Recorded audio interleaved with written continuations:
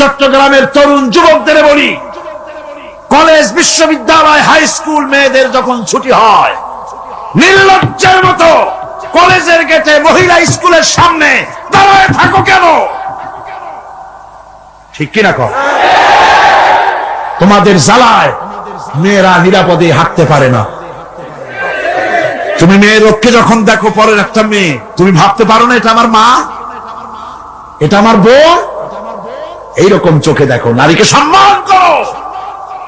মহিলা স্কুল মহিলা কলেজের সামনে ভিড় করো না, তাদের সহজে যাতায়াত করতে দাও। এটাই ইসলাম বলে। বউকে সাহায্য করো, স্ত্রীকে সম্মান করো, মর্যাদা দাও, সমান অধিকার। তবে এক জায়গায় স্বামীর অধিকার একটু বেশি। সেটা কোথায়? তিরমিজি শরীফের হাদিসে এসেছে,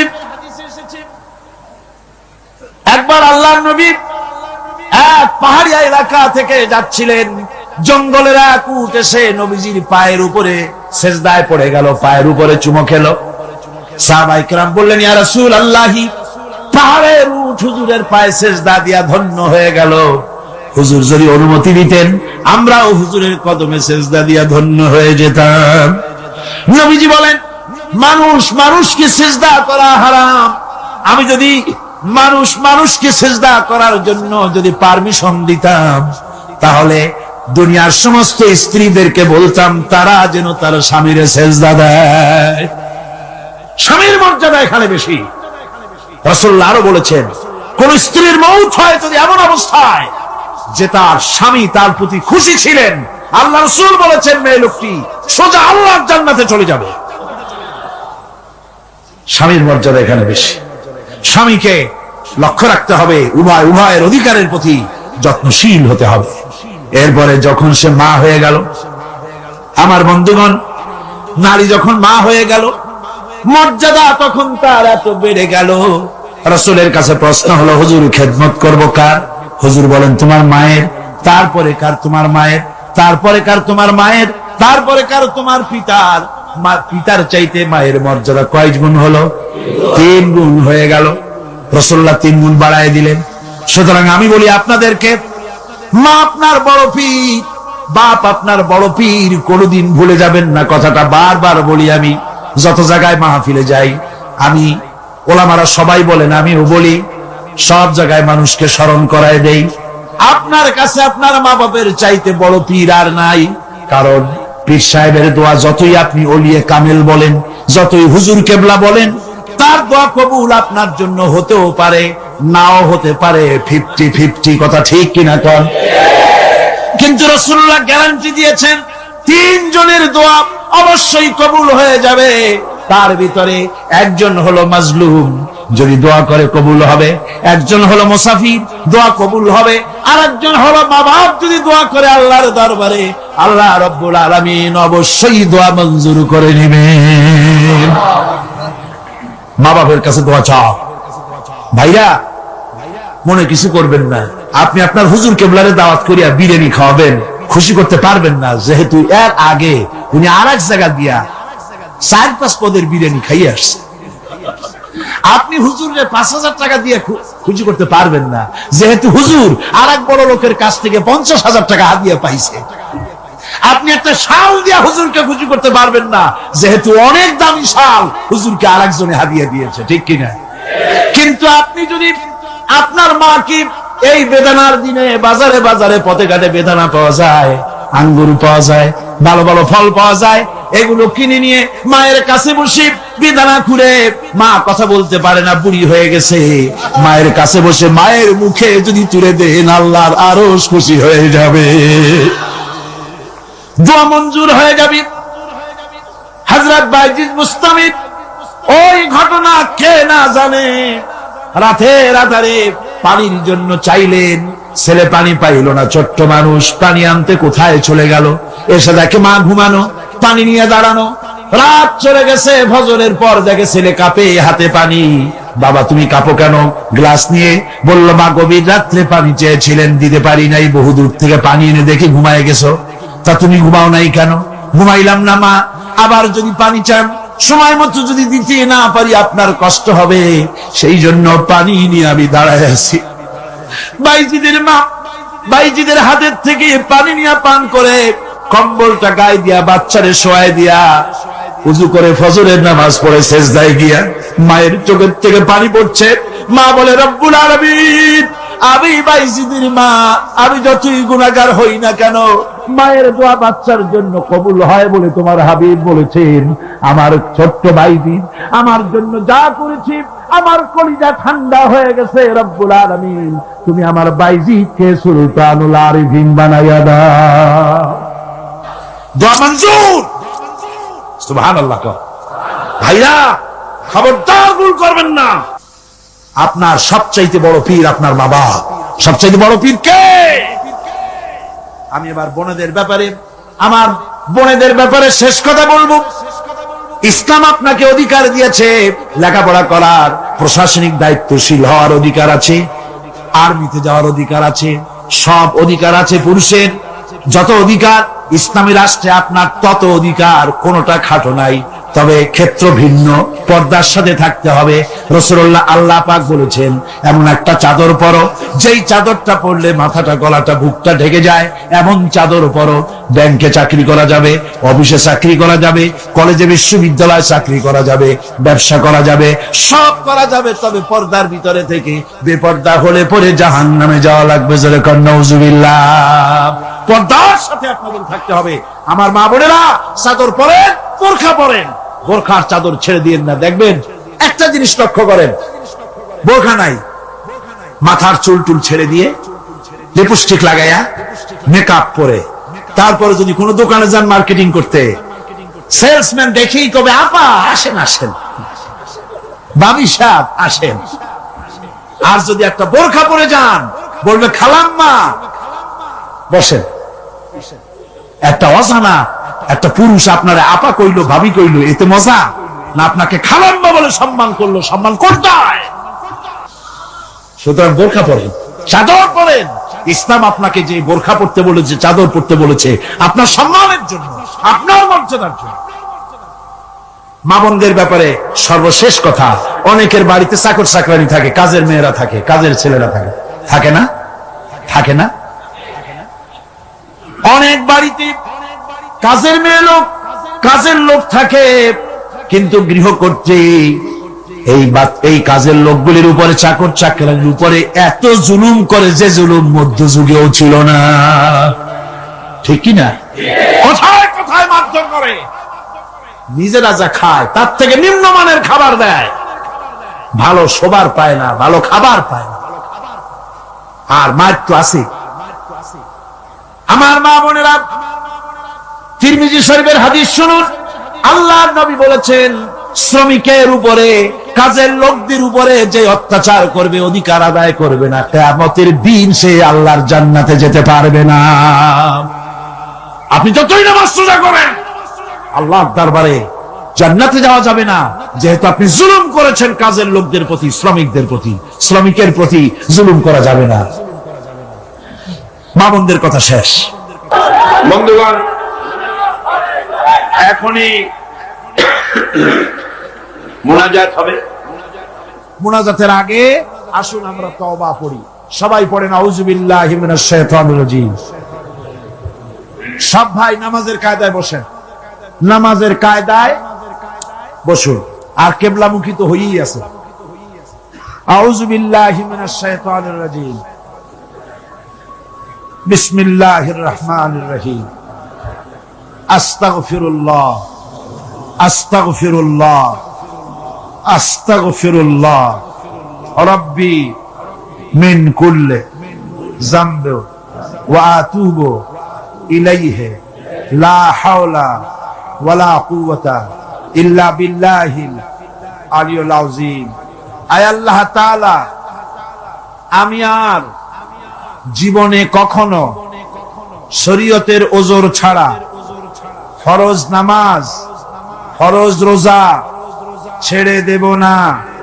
সবাই বলেন ইয়া আল্লাহ। এই মুহূর্ত থেকে মদ, জুয়া, মিথ্যা, সুদ, ঘুষ, জেনা, অশ্লীলতা, পাপাচার, মিথ্যা, অহংকার, সব রকমের কাবায়ের থেকে তোমার কাছে তওবা করতেছি। তওবা ইয়া রব্বি, তওবা ইয়া রব্বি, তওবা ইয়া আল্লাহ, তওবা ইয়া আল্লাহ, তওবা ইয়া আল্লাহ।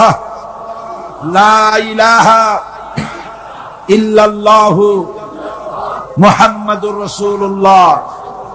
আশহাদু আল লা ইলাহা ইল্লাল্লাহু ওয়াহদাহু লা শারীকা লাহু ওয়া আশহাদু আন্না মুহাম্মাদান আবদুহু ওয়া রাসূলুহু। আল্লাহুম্মা আমিন।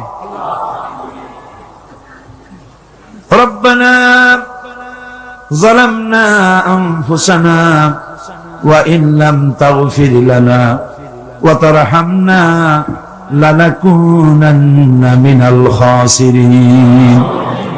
রব্বানা যালামনা আনফুসানা ওয়া ইন লাম তাগফির লানা ওয়া তারহামনা লানাকুনান্না মিনাল খাসিরিন।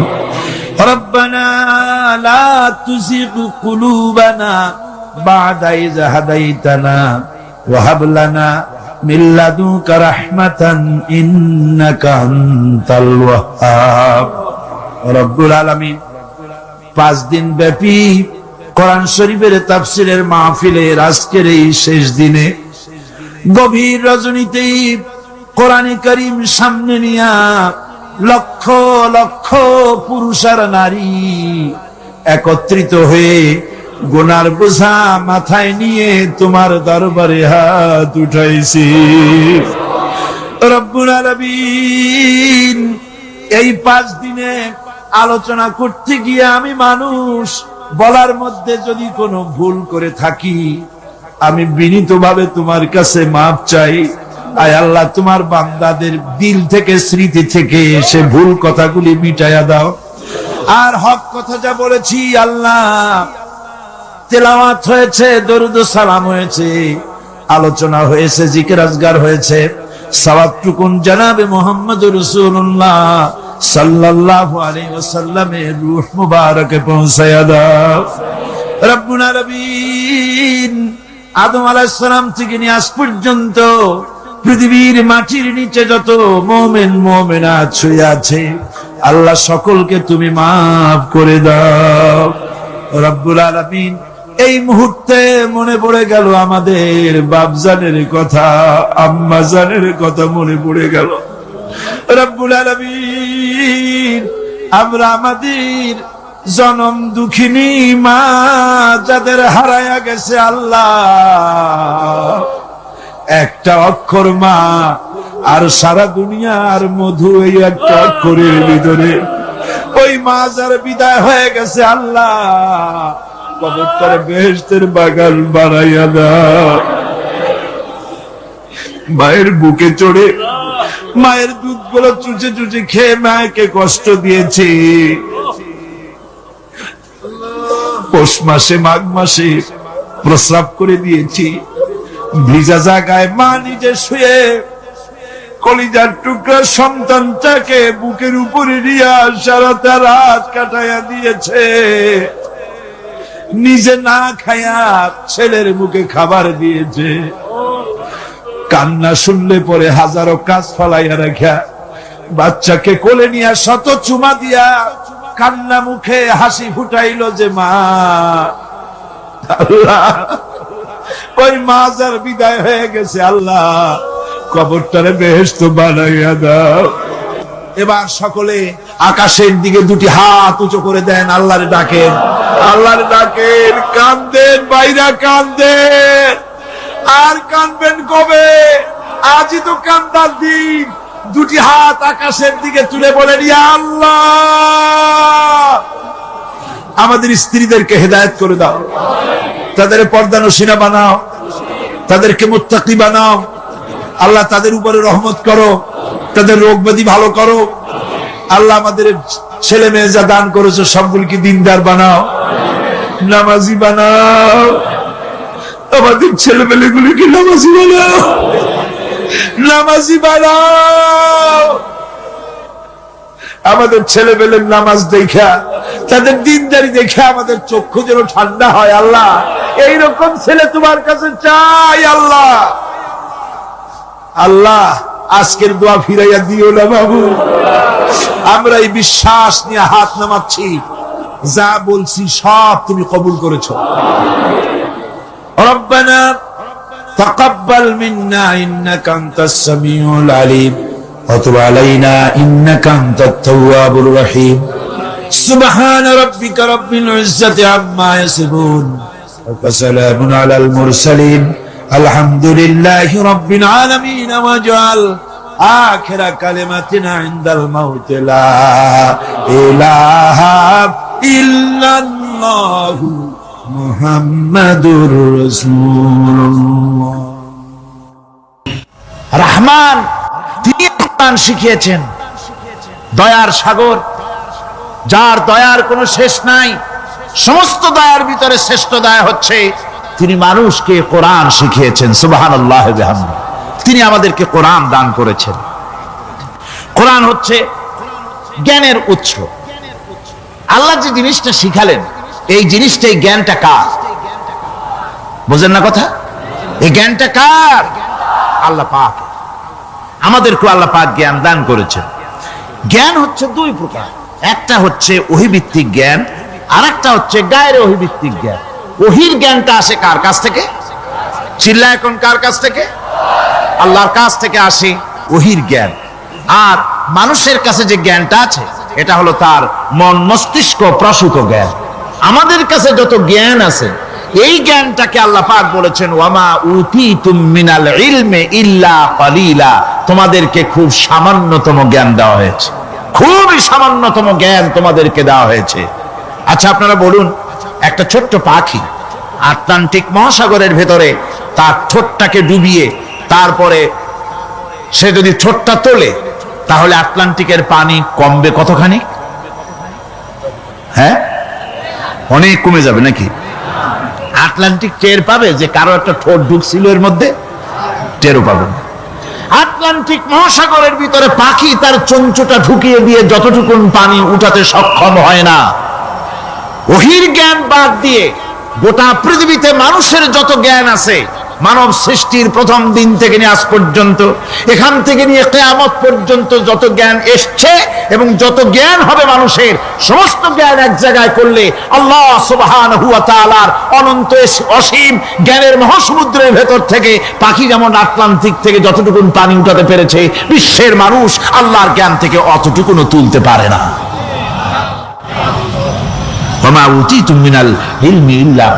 খুব সামান্যতম জ্ঞান তোমাদেরকে দেওয়া হয়েছে। আমি অবাক হই যখন আল্লাহ পাকের কোরআনে কারীমের আয়াত যখন স্টাডি করি, যখন পড়াশোনা করি, মুতালা করি, অবাক হয়ে যাই। মানুষকে সামান্যতম জ্ঞান দেওয়া হয়েছে। আল্লাহ বলছেন সামান্যতম জ্ঞান। ওমা উতীতুম মিনাল ইলমি ইল্লা কালিল যদি বলতেন, তবু একটা কথা ছিল যে তোমাদেরকে কিছু জ্ঞান দেওয়া হয়েছে। তো কিছু না, বলা হচ্ছে ওমা উতীতুম মিনাল ইলমি ইল্লা কালিলা, সামান্যতম, খুবই সামান্য জ্ঞান দেওয়া হয়েছে। সেই সামান্য জ্ঞানের ঠেলায় আমরা কোত্থেকে কোথায় চলে গিয়েছি। গরুর গাড়ি থেকে রকেট পর্যন্ত গিয়েছি, টেলিগ্রামের তরেটক্কা থেকে ফ্যাক্স পর্যন্ত পৌঁছে গেছি। কি সোজা জ্ঞান! এখান থেকে এই মাহফিলের ছবি, নিউজ, ভিউজ এন্ড পিকচার একত্রিত করে ছবি করে আপনি ফ্যাক্সের মেশিনে ঢুকিয়ে দিলেন, কোড নাম্বার টিপি দিলেন, লন্ডন, আমেরিকা, জেদ্দা, বিভিন্ন জায়গায় দিয়ে দিলেন। মিনিট লাগবে না, কয়েক সেকেন্ডের ভিতরে এই মাহফিলের পূর্ণ ছবি এবং খবর সে দেশের পত্রিকায় ছাপা হতে পারবে। কি আজীব! অথচ আল্লাহ পাক বলছেন সামান্যতম জ্ঞান। আমি অবাক হই আরো যখন শুনতে পাই পৃথিবীর বিভিন্ন দেশের স্যাটেলাইট গুলি যা ছেড়ে দেওয়া হয়েছে মহাশূন্যে, এই স্যাটেলাইট গুলি ড্রাইভার ছাড়া, কোন রকমের পরিচালক ছাড়া, চালক ছাড়া স্যাটেলাইট গুলি বছরের পর বছর ঘুরছে পৃথিবীর মাটি থেকে 350-400 মাইল উপরে ঘুরছে। তো ঘুরছেই, দুনিয়া থেকে ছবি, নিউজ ক্যাচ করছে, CNN, তারপরে স্টার টিভি ইত্যাদিতে সেগুলিকে তারা ছুড়ে দিচ্ছে, এভাবে করে যে দেশ থেকে যে দেশের স্যাটেলাইট সে দেশের পারপাস সার্ভ করতেছে। ওই স্যাটেলাইট 350-400 মাইল উপরে মহাশূন্যের ভেতরে তার মেশিনারি কোনো গোলযোগ হলে, যান্ত্রিক গোলযোগ যদি সৃষ্টি হয়, তাহলে ফ্রান্সের মাটিতে বসে, আমেরিকার মাটিতে বসে, ব্রিটেনের মাটিতে বসে বিজ্ঞানীরা কম্পিউটারের মাধ্যমে মনিটরিং করে 400 মাইল উপরের মেশিনকে ভালো করে দিচ্ছে। এরপর আল্লাহ রাব্বুল আলামিন বলছে, ওমা উতীতু মিনাল ইলমি ইল্লা কালিলা, সামান্যতম জ্ঞান দেওয়া হয়েছে। এই যদি হয় সামান্যতম জ্ঞান, তাহলে আল্লাহ সুবহানাহু ওয়া তাআলার জ্ঞান কত কত বেশি। আল্লাহু আকবার, কত বড় জ্ঞানের মালিক সুবহানাল্লাহি ওয়া বিহামদিহি। সেই মহান আল্লাহ পাকের পক্ষ থেকে এসেছে কোরআন। কার পক্ষ থেকে? قد جاءكم من الله نور وكتاب مبين। আল্লাহ রাব্বুল আলামিন বলেন, আমি আল্লাহর পক্ষ থেকে তোমাদের জন্য এসেছে আলো, তোমাদের জন্য এসেছে নূর, আর তোমাদেরকে আমি দিয়েছি একখানা কিতাব, স্পষ্ট কিতাব দিয়েছি। নূর দিলাম, আলো দিলাম। সে আলো হলেন জনাবে মুহাম্মদুর রাসূলুল্লাহ সাল্লাল্লাহু আলাইহি ওয়াসাল্লাম।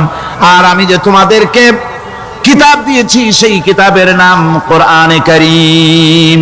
একখানা কিতাব দিলাম যার নাম কোরআন শরীফ। একখানা কিতাব দিলাম আর একটা আলো দিলাম তোমাদেরকে। আল্লাহ পাক বলছেন তিনি দয়াবান, রহমান, তিনি আমাদেরকে কোরআন শিখিয়েছেন। এই কোরআনের নাম কে রেখেছে? কে রেখেছে কোরআনের নাম? আল্লাহ। নাম শুধু কোরআনের নাম কোরআন নয়, শুধু কোরআনের নাম কোরআন। কোরআনের নাম ফুরকান, কোরআনের নাম হুদা, কোরআনের নাম শিফা, তানজিল, কোরআনের নাম কিতাব, কোরআনের নাম জিক্র। অনেকগুলি নাম আল্লাহ নিজেই কোরআনের নাম রেখেছেন। কোরআন এর অর্থ হলো সর্বাধিক পঠিত, সর্বাধিক পঠিতব্য, বহুল পঠিত। কোরআন শরীফ নাজিল হওয়ার আগে এই নাম আল্লাহ পাক দিলেন। আর আজ দেখা গেল পৃথিবীর বুকে কোরআনের চাইতে বেশি পড়া হয়েছে এমন একটা বইয়ের নাম কর বলেন, এমন একখানা কিতাবের নাম বলেন যে কিতাবখানা কোরআনের চাইতে সবচাইতে বেশি পড়া হয়েছে, এমন একটা কিতাবের নাম বলতে পারবেন? পারবেন না। কোরআন সর্বাধিক পঠিত কিতাব। আল্লাহ রাব্বুল আলামিন এই কিতাবকে অবতীর্ণ করেছেন। আলিফ লাম রা, কিতাবুন আনজালনাহু ইলাইকা লিতুখরিজান নাসা মিনাজ যুলুমাতি ইলান নূর। আলিফ লাম রা, গোটা পৃথিবীর মানুষের মুখে আল্লাহ রাব্বুল আলামিন তালা লাগিয়ে দিয়েছেন, চ্যালেঞ্জ করেছেন, দুনিয়ার সব বোঝো। কত ভাষাবিদ পৃথিবীতে আছে, আরবি ভাষায় যারা পিএইচডি করেছে, ডিগ্রি করেছে, বড় বড় নাম যারা ভাষাবিদ, তারা বলো, তারা যদি সম্ভব হয় তাহলে তারা বলুক আলিফ লাম রা এর অর্থ কি। আলিফ লাম মিম হা মিম আইন সিন কাফ ইয়াসিন তাহা, পারবে কেউ এর অর্থ করতে? ওয়াল্লাহু আ'লামু বিমুরাদ। এর অর্থ কেবলমাত্র আল্লাহ এবং তার বান্দা, যার প্রতি এই কিতাব অবতীর্ণ করা হয়েছে, তিনিই বুঝতে পারেন। আল্লাহ পাক বলছেন কিতাবুন আনজালনাহু ইলাইকা, আমি আপনার প্রতি একখানা কিতাব অবতীর্ণ করেছি। লিতুখরিজান নাসা মিনাজ যুলুমাতি ইলান নূর, একখানা কিতাব দিয়েছি। সুবহানাল্লাহি ওয়া বিহামদিহি। এমন একখানা কিতাব দিলাম যেই কিতাবের সম্পূর্ণ কিতাবখানা 30 পারা কোরআন শরীফে কিতাব, যার প্রতিটি সূরা কিতাব, যার প্রতিটি আয়াত কিতাব, যার প্রতিটি শব্দ কিতাব, যার প্রতিটি অক্ষর কিতাব। এমন বিশাল কিতাব আল্লাহ রাব্বুল আলামিন আজিম কিতাব দান করলেন। আল্লাহ পাক বলেন এই জন্য দান করেছি যাতে করে আপনি মানব মণ্ডলীকে অন্ধকারের ভিতর থেকে আলোর দিকে নিয়ে আসতে পারেন। এই জন্যই এই কোরআন আমি আপনার প্রতি নাজিল করেছি। কোরআনে কারীম আল্লাহ পাক অবতীর্ণ করেছেন মানুষের কাছে, অর্থাৎ রাসূল করিম সাল্লাল্লাহু আলাইহি ওয়াসাল্লামের কাছে। এক সময় এইভাবে নাজিল হয়নি, 30 পারা কোরআন একসাথে আসেনি, এসছে কিভাবে? ধারাবাহিকভাবে আস্তে আস্তে একটু একটু করে আল্লাহ পাক অবতীর্ণ করেছেন। এই কোরআন আল্লাহ নাজিল করলেন। তিনি বললেন আর রহমান আল্লামাল কোরআন, রহমান তিনি কোরআন শিক্ষা দিয়েছেন, এমন কোরআন যে কোরআনে কোনো ভুল নাই। জোরে কোন সুবহানাল্লাহ। দেখেন যত রকমের বই মানুষে লেখে, বাংলা, ইংরেজি, উর্দু, ফার্সি, যত রকমের ভাষায় হোক, যত বই লেখা হয়, বইয়ের ভূমিকায় গ্রন্থকার তিনি লেখেন এই বই লিখতে গিয়ে ভুল ভ্রান্তি হয়ে যেতে পারে, যদি কারো চোখে ধরা পড়ে জানিয়ে দিলে পরবর্তী সংস্করণে তা পরিশুদ্ধ করতে বাধ্য থাকিব। এরকম কথা বলে না? না, এরকম বলে যে আমি একখান বই লিখছি, এ বইয়ের মতো নির্ভুল বই আর কেউ লিখতে পারে নাই। এমন বাপের বেটার পৃথিবীতে জন্মাইছে কেউ? কেউ জন্মিয়েছে? কেউ জন্ম। এবং বইয়ের সূচনায় কোন গ্রন্থকার নিজের প্রশংসা দিয়ে বই শুরু করে না, বই শুরু করে নিজের দুর্বলতা দিয়ে। বই লিখতে গিয়ে ভুল হতে পারে, সাফার ভুল হতে পারে, আমার ভুল হতে পারে, এটা সবাই লেখে। এই একখানা কিতাব তামাম পৃথিবীর বুকে অদ্বিতীয় কিতাব। এই কিতাবের রচয়িতা, এই গ্রন্থের অথার, এই মহাগ্রন্থের মালিক, তিনি এই গ্রন্থ শুরু করেছেন নিজের প্রশংসা দিয়া। জোরে বলেন সুবহানাল্লাহ। কোরআন কভার খোলা মাত্রই গ্রন্থকারের প্রশংসা শুরু হয়ে গেল। আলহামদুলিল্লাহি রাব্বিল আলামিন। পড়েন সবাই, আলহামদুলিল্লাহি রাব্বিল আলামিন। সমস্ত প্রশংসা, যাবতীয় প্রশংসা ওই আল্লাহ সুবহানাহু ওয়া তাআলার, যিনি तमाम বিশ্বজাহানের যিনি স্রষ্টা, পালনেওয়ালা রব। সুতরাং তার প্রশংসা দিয়ে শুরু হলো। বইয়ের অথার যিনি, কিতাবের অথার যিনি, গ্রন্থের মালিক যিনি, তার নিজের প্রশংসা দিয়ে বই শুরু হয়ে গেল। সামনে এগোলেন, এবার কিতাব সম্পর্কে চিন্তা আসতে পারে ভুল টুল আছে নাকি? কিতাব খোলা মাত্রই প্রশংসার পরে দেখতে পাবেন যালিকাল কিতাবু লা রাইবা ফীহি। এই কিতাবের ভিতরে, এই সেই কিতাব যার ভিতরে কোনো ভুল নাই, কোনো সন্দেহের অবকাশ নাই। বিরাট চ্যালেঞ্জ আল্লাহ পাক করেছেন। পৃথিবীতে আল্লাহকে অস্বীকার করেছে এমন বহু পাপিষ্ঠ নরাধম নরপশু মানুষ মানব সমাজে জন্মায়েছে যারা আল্লাহকে অস্বীকার করেছে। আছে না? আছে না?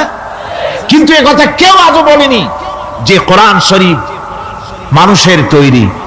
এ কথা বলে কেউ প্রমাণ দিতে পারেনি, এ কথা বলার সাহসও কেউ রাখে না। তার কারণ কেউ যদি বলে যে কোরআন মানুষের তৈরি, তাহলে তাকে বলা হবে যে তাহলে মানুষের তৈরি যখন, তুমিও তো মানুষ, একখানা তৈরি করো। আজ পর্যন্ত এই চ্যালেঞ্জের মোকাবেলা কেউ করতে পারেনি। আল্লাহ রাব্বুল আলামিন বলেন, আমি ইয়াকুলুনা ইফতারাহু কুল ফাআতু বিসূরাতিন মিন মিসলিহি ওয়াদউ মান ইসতাতা'তুম মিন দুনিল্লাহি ইন কুনতুম সাদিকিন। ও নবী, ওরা কি কথা বলে যে কোরআন মানুষের বানানো? যদি তাই হয়, আপনি বলুন যে তোমরা তোমাদের যত রকমের সাহায্যকারী আছে সমস্ত সাহায্যকারীদের সাথে নাও আর কোরআনের সূরার মতো করে সূরা বানাও। এরপরে আল্লাহ রাব্বুল আলামিন আবার চ্যালেঞ্জ করলেন, কুল ইন ইসতামাতিল ইনসু ওয়াল জিন্নু আইয়াতু বিমিসলি হাযাল কুরআন। আপনি বলুন तमाम পৃথিবীর মানুষ আর জেনেরা সব একত্রিত হয়ে যাও, সবাই একত্রিত হয়ে কোরআনে কারীমের সূরার মতো করে সূরা বানায় নিয়ে আসো যদি তোমাদের পক্ষে সম্ভব হয়। আল্লাহ পাক বলেন, লা ইয়াতুনা বিমিসলিহি ওয়ালাউ কানা বা'দুহুম লিবা'দিন যাহিরা।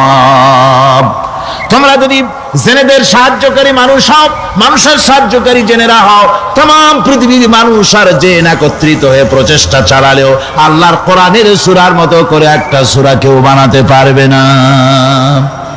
পারবে? পেরেছে কেউ? আজ পর্যন্ত কেউ কোরআনে কারীমের সূরার মতো করে একটা সূরা কেউ এই পৃথিবীতে বানাতে পারেনি, কারো পক্ষে এটা সম্ভব হয়নি। আল্লাহ রাব্বুল আলামিন আবার চ্যালেঞ্জ করেন, ইন কুনতুম ফি রাইবিম মিম্মা নাযালনা আলা আবদিনা فأتوا بسورة من مثله وادعوا شهداءكم من دون الله إن كنتم صادقين। আমি আমার বান্দার উপরে যে কিতাব অবতীর্ণ করেছি এর ভিতরে সন্দেহ আছে বলে যদি মনে করো এর ভিতরে সন্দেহ আছে, মানুষের বানানো, এমনটি যদি সন্দেহ হয়, তাহলে কোরআনের সূরার মতো করে একটা সূরা বানাও, ছোট্ট একটি সূরা বানাও। ফাতু বিসূরাতিন, সূরা আলে ইমরানের মতো না, সূরা আরাফের মতো না, সূরা মায়েদার মতো না। ফাতু বিসূরাতিন, ছোট্ট একটি সূরার মতো করে একটা সূরা বানাও। কিয়ামত হয়ে যাবে, মানুষ কোরআনে কারীমের মতো একটি ছোট্ট সূরাও বানাইতে পারবে না। সুবহানাল্লাহ পড়ে। আমার ভাইয়েরা, এই কোরআন আল্লাহ রব্বুল আলামিনের পক্ষ থেকে নাজিল হলো। কোরআন মানুষের চিরটা কাল ধরে, আবহমান কাল ধরে মানুষের মনকে আকৃষ্ট করেছে। কোরআনে কারীমের এর ভাষা, এর লালিত্য, এর মাধুর্য, এর রচনা শৈলী এবং এর গতিময় ছন্দ, এর শব্দ বিন্যাস মানুষকে মুগ্ধ করেছে চিরকাল ধরে। আল্লাহর নবী বলেন, এ কোরআন যখন আমি তেলাওয়াত করতেছিলাম একটা রাত্রে, যে রাতে আমার তেলাওয়াতের সামনে ছিল জেনেরা যখন আমার কাছ থেকে তেলাওয়াত শুনল, ইসসামিআতু হাত্তা ক্বালু ইন্না সামি'না কুরআনান আজাবা। আমার মুখ থেকে যারা যখন তেলাওয়াত শুনল, জেনেরা তখন এ কথা না বলে পারে নাই, আমরা এক আশ্চর্য ধরনের কিতাব শুনেছি। জোরে বলেন সুবহানাল্লাহ। ইন্না সামি'না কুরআনান আজাবা, এক আশ্চর্য ধরনের কোরআন শুনেছি। বলতেছে সেই সব জেনেরা যাদের বয়স 1000 বছর, 1500, 2000 বছর, 500 বছর, যারা জাব্বুর শুনেছে, ইনজিল শুনেছে, তাওরীত শুনেছে, সেসব জেনেরা বলছে ইন্না সামি'না কুরআনান আজাবা, আশ্চর্য কিতাব শুনেছি। এমন এক কিতাব ইয়াহদি ইলার রুশদ, যে কিতাব শুনলে পরে শ্রোতাকে হেদায়েতের রাস্তা দেখায় দেয়, এমন এক কিতাব শুনলাম। আর এই কিতাব শোনা মাত্র ফামান্না বিহি, কোরআন শুনলাম আর ঈমান আনলাম। নবীজি বলেন, জেনেরা আমার মুখে তেলাওয়াত শুনে পড়ে নিল লা ইলাহা ইল্লাল্লাহু মুহাম্মাদুর রাসূলুল্লাহ। এই কোরআন এমন এক কোরআন, মান ক্বালা বিহি সাদাকা, যে কোরআন শরীফ থেকে যে কথা বলে সেই সত্য কথা বলে। কোরআন থেকে যে কথা বলে সে কি বলে? তার কারণ কোরআন এসেছে কার কাছ থেকে? ওয়া মান আসদাকু মিনাল্লাহি কিলা, আমি আল্লাহর চাইতে সত্যবাদী আর কে হতে পারে? আল্লাহর নবী বলেন, কোরআন থেকে যে কথা বলে সেই সত্য কথা বলে। আর ওয়ামান আমিলা বিহি উজরা, এই কোরআন যে আমল করবে তাকে পুরস্কার দেওয়া হবে, সে পুরস্কৃত হবে, দুনিয়ায় পুরস্কার পাবে, আখিরাতেও পুরস্কার পাবে। সুবহানাল্লাহ। ওয়ামান হাকামা বিহি আদালা, আর কোরআন থেকে যে বিচার ফয়সালা করবে সেই কেবলমাত্র সঠিক সুষ্ঠু বিচার কায়েম করবে, সোশ্যাল জাস্টিস সেই করতে পারবে, সুবিচার জাস্টিস কায়েম সেই করতে পারবে। ওয়ামান দা ইলাইহি হুদিয়া ইলা সিরাতিম মুস্তাকিম, আর কোরআন থেকে যে দাওয়াত দেয়, কোরআনের দিকে যে দাওয়াত দেয়, সেই কেবলমাত্র সঠিক সহজ সরল রাস্তার দিকে দাওয়াত দেয়, যেই দাওয়াত শুরু হয় পৃথিবীর মাটি থেকে আর শেষ হয় গিয়া জান্নাতুল ফেরদাউসে। আমার ভাইয়েরা, কোরআন এর পরিচয়ের কথা বলতেছিলাম। আল্লাহ পাক কি কোরআন আমাদের শিখালেন, কোন কোরআন আমাদের শিখিয়েছেন, সেই কোরআনের পরিচিতি আপনাদের সামনে আমি তুলে ধরতেছি। আমি নিজে না, এবার কোরআন তার পরিচয় নিজেই দেবে। কেউ যদি কোরআনের কাছে জিজ্ঞাসা করে, কোরআন তুমি কোথা থেকে নাজিল হয়েছ, কে তোমাকে নাজিল করেছে, এই প্রশ্ন যদি কেউ কোরআনের কাছে করে, কোরআন নিজেই তার জবাব দিতে পারে কিনা? কোরআন নিজেই বলে, তানজিলাম মিম্মান খালাকাল আরদা ওয়াস সামাওয়াতিল উলা। এ কোরআন নাযিল করেছেন তিনি, যিনি ওই সুউচ্চ আকাশ আর জমিনকে যিনি সৃষ্টি করেছেন, সেই আল্লাহ আমারে নাযিল করেছেন। কোরআনের কাছে কেউ যদি প্রশ্ন করে, ও কোরআন, এই পৃথিবীতে নাযিল হওয়ার আগে তুমি কোথায় ছিলে? কেউ যদি প্রশ্ন করে, কোরআনে কারীম নিজে নিজের পরিচয় শোনায়, আমি কোথায় ছিলাম শোনো। বাল হুয়া কুরআনুম মাজিদুন ফি লাউহিম মাহফুজ। বরং এই কিতাব অতীব মর্যাদা সম্পন্ন সুরক্ষিত ফলকে লিপিবদ্ধ ছিল, আমি ছিলাম লোহে মাহফুজে, সেখান থেকে এসেছি।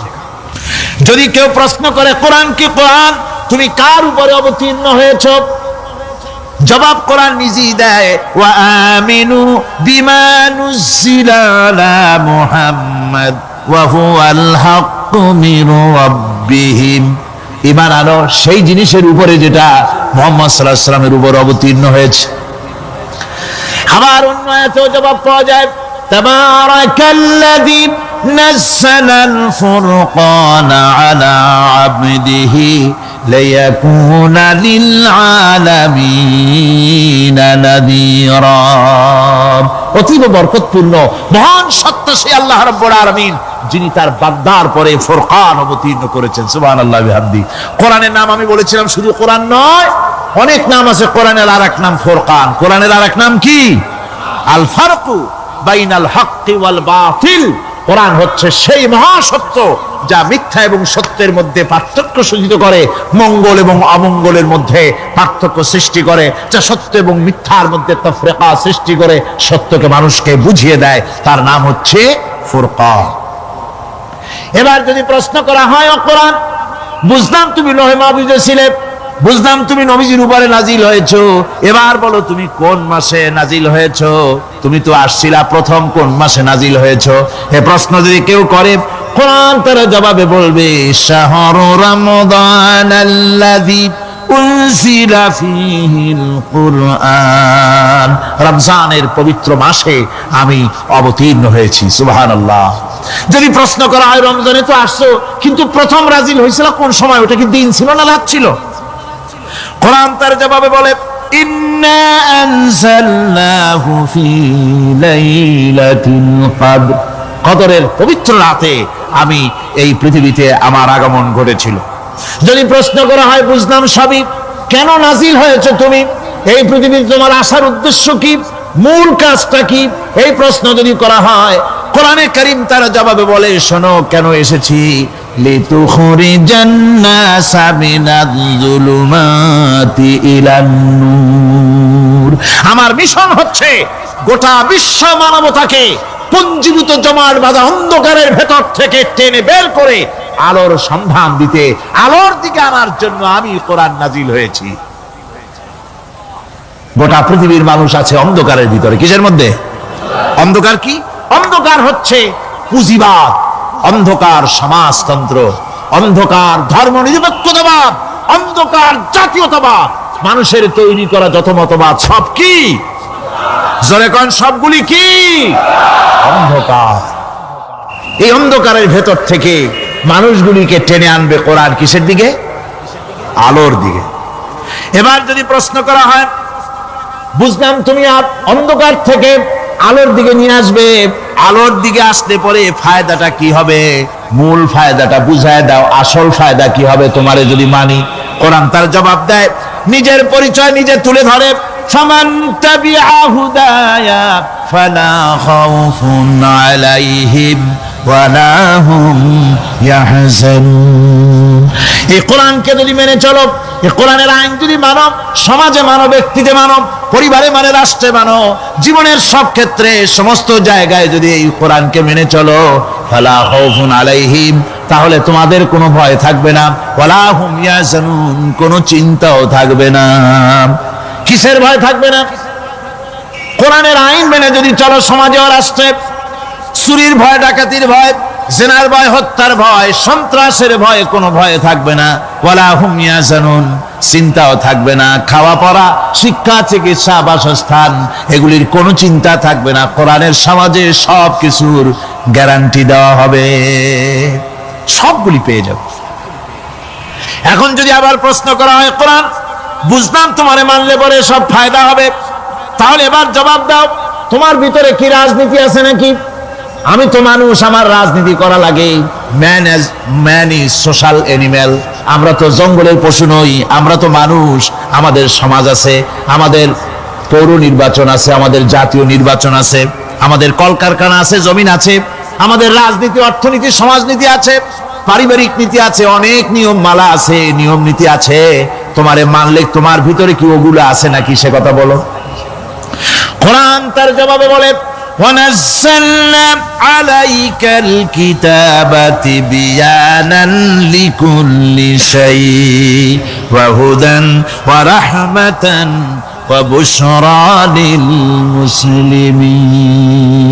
কোরআন জবাবে বলে, শুনে রাখো, শুধু অর্থনীতি সমাজনীতি নয়, শুধু রাজনীতি আর শিক্ষানীতি, যুদ্ধনীতি নয়, তোমার জীবনে যা কিছু দরকার, ইহকালে যা কিছু দরকার, পরকালে, সব কথাগুলি আল্লাহ রব্বুল আলামিন আমি কোরআনের সিনার ভিতরে খুলে খুলে বর্ণনা করে দিয়েছেন। সব কথা এ কোরআনে কারীমের ভিতরে রয়েছে। তোমার এমন কোনো জিনিস নাই যা তুমি কোরআনে কারীমের মধ্যে পাবে না। তোমার সমস্ত প্রয়োজন আমার বুকের মধ্যে আল্লাহ দিয়ে দিয়েছেন। বিজ্ঞান আছে, দর্শন আছে, ইতিহাস আছে, সব আছে এর মধ্যে। তবে কোরআনের মধ্যে বিজ্ঞান আছে বলে আমি এটাকে বিজ্ঞানের কিতাব বলবো না, দর্শন আছে বলে দর্শনের কিতাব আমি বলবো না, রাজনীতি আছে বলে কোরআনকে আমি রাজনীতির কোনো কিতাব বলবো না। কোরআন তাহলে কি? কোরআন হচ্ছে অর্থনীতি, সমাজনীতি, রাজনীতি, পারিবারিক নীতি, মানুষের জীবনের যা কিছু প্রয়োজন, সমস্ত নীতি মালার নীতি গ্রন্থের নাম হতেছে কোরআনে কারীম। সমস্ত নীতিমালার নীতি গ্রন্থ কোরআন। এখানে রয়েছে সব কিছুর উৎস, যেটা গ্রহণ করলে পরে মানুষ আরামে থাকতে পারবে। অমুসলিম নাগরিক বৃন্দ তাদের নাগরিক মর্যাদা পাবে। মুসলমান, কৃষক, নারী, চিকিৎসা, কৃষিবিদ, সাধারণ মানুষ, রং, বর্ণ, ভাষা নির্বিশেষে গোটা মানব সভ্যতা আরামে বাস করতে পারবে। পশু পাখিও আরামে থাকবে, গাছপালাও আরামে থাকবে, যেহেতু নির্দেশ হয়েছে বিনা প্রয়োজনে গাছের পাতাটিও ছিল না। ইসলামের সমাজ যদি চালু হয়, গাছেরাও আরাম পাবে, পাহাড়ও আরাম পাবে। চট্টগ্রামের লোকেরা যেভাবে পাহাড় কাটা আরম্ভ করেছে, এটা বড় দুঃখজনক। জুমলায় মোতারেজা একটা বলে দিলাম, অপ্রাসঙ্গিক হলেও জরুরি কথা। আপনারা পাহাড় কাটতেছেন না, আপনাদের নিজেদের পায়ে নিজেরা কুড়াল মারতেছেন। খবরদার পাহাড় কাটবেন না। আল্লাহর প্রকৃতির ভারসাম্য আপনারা নষ্ট করছেন বলে ওজোন স্তরে ফাটল ধরেছে। তা রিপেয়ার করার জন্য আজকে বিশ্বের সব বিজ্ঞানীরা হতাশ হয়ে গিয়েছে, পাগল হয়ে গেছে। কেমনে এই ওজোন স্তরের ফাটলকে রিপেয়ার করব? ওজোন স্তরটা কি? ওজোন স্তর হচ্ছে, সুবহানাল্লাহ, আল্লাহর যে কত দয়া। সূর্য, সেই সূর্যের রয়েছে আলট্রা ভায়োলেট রে, যাকে বাংলায় বলা হয় অতি বেগুনি রশ্মি।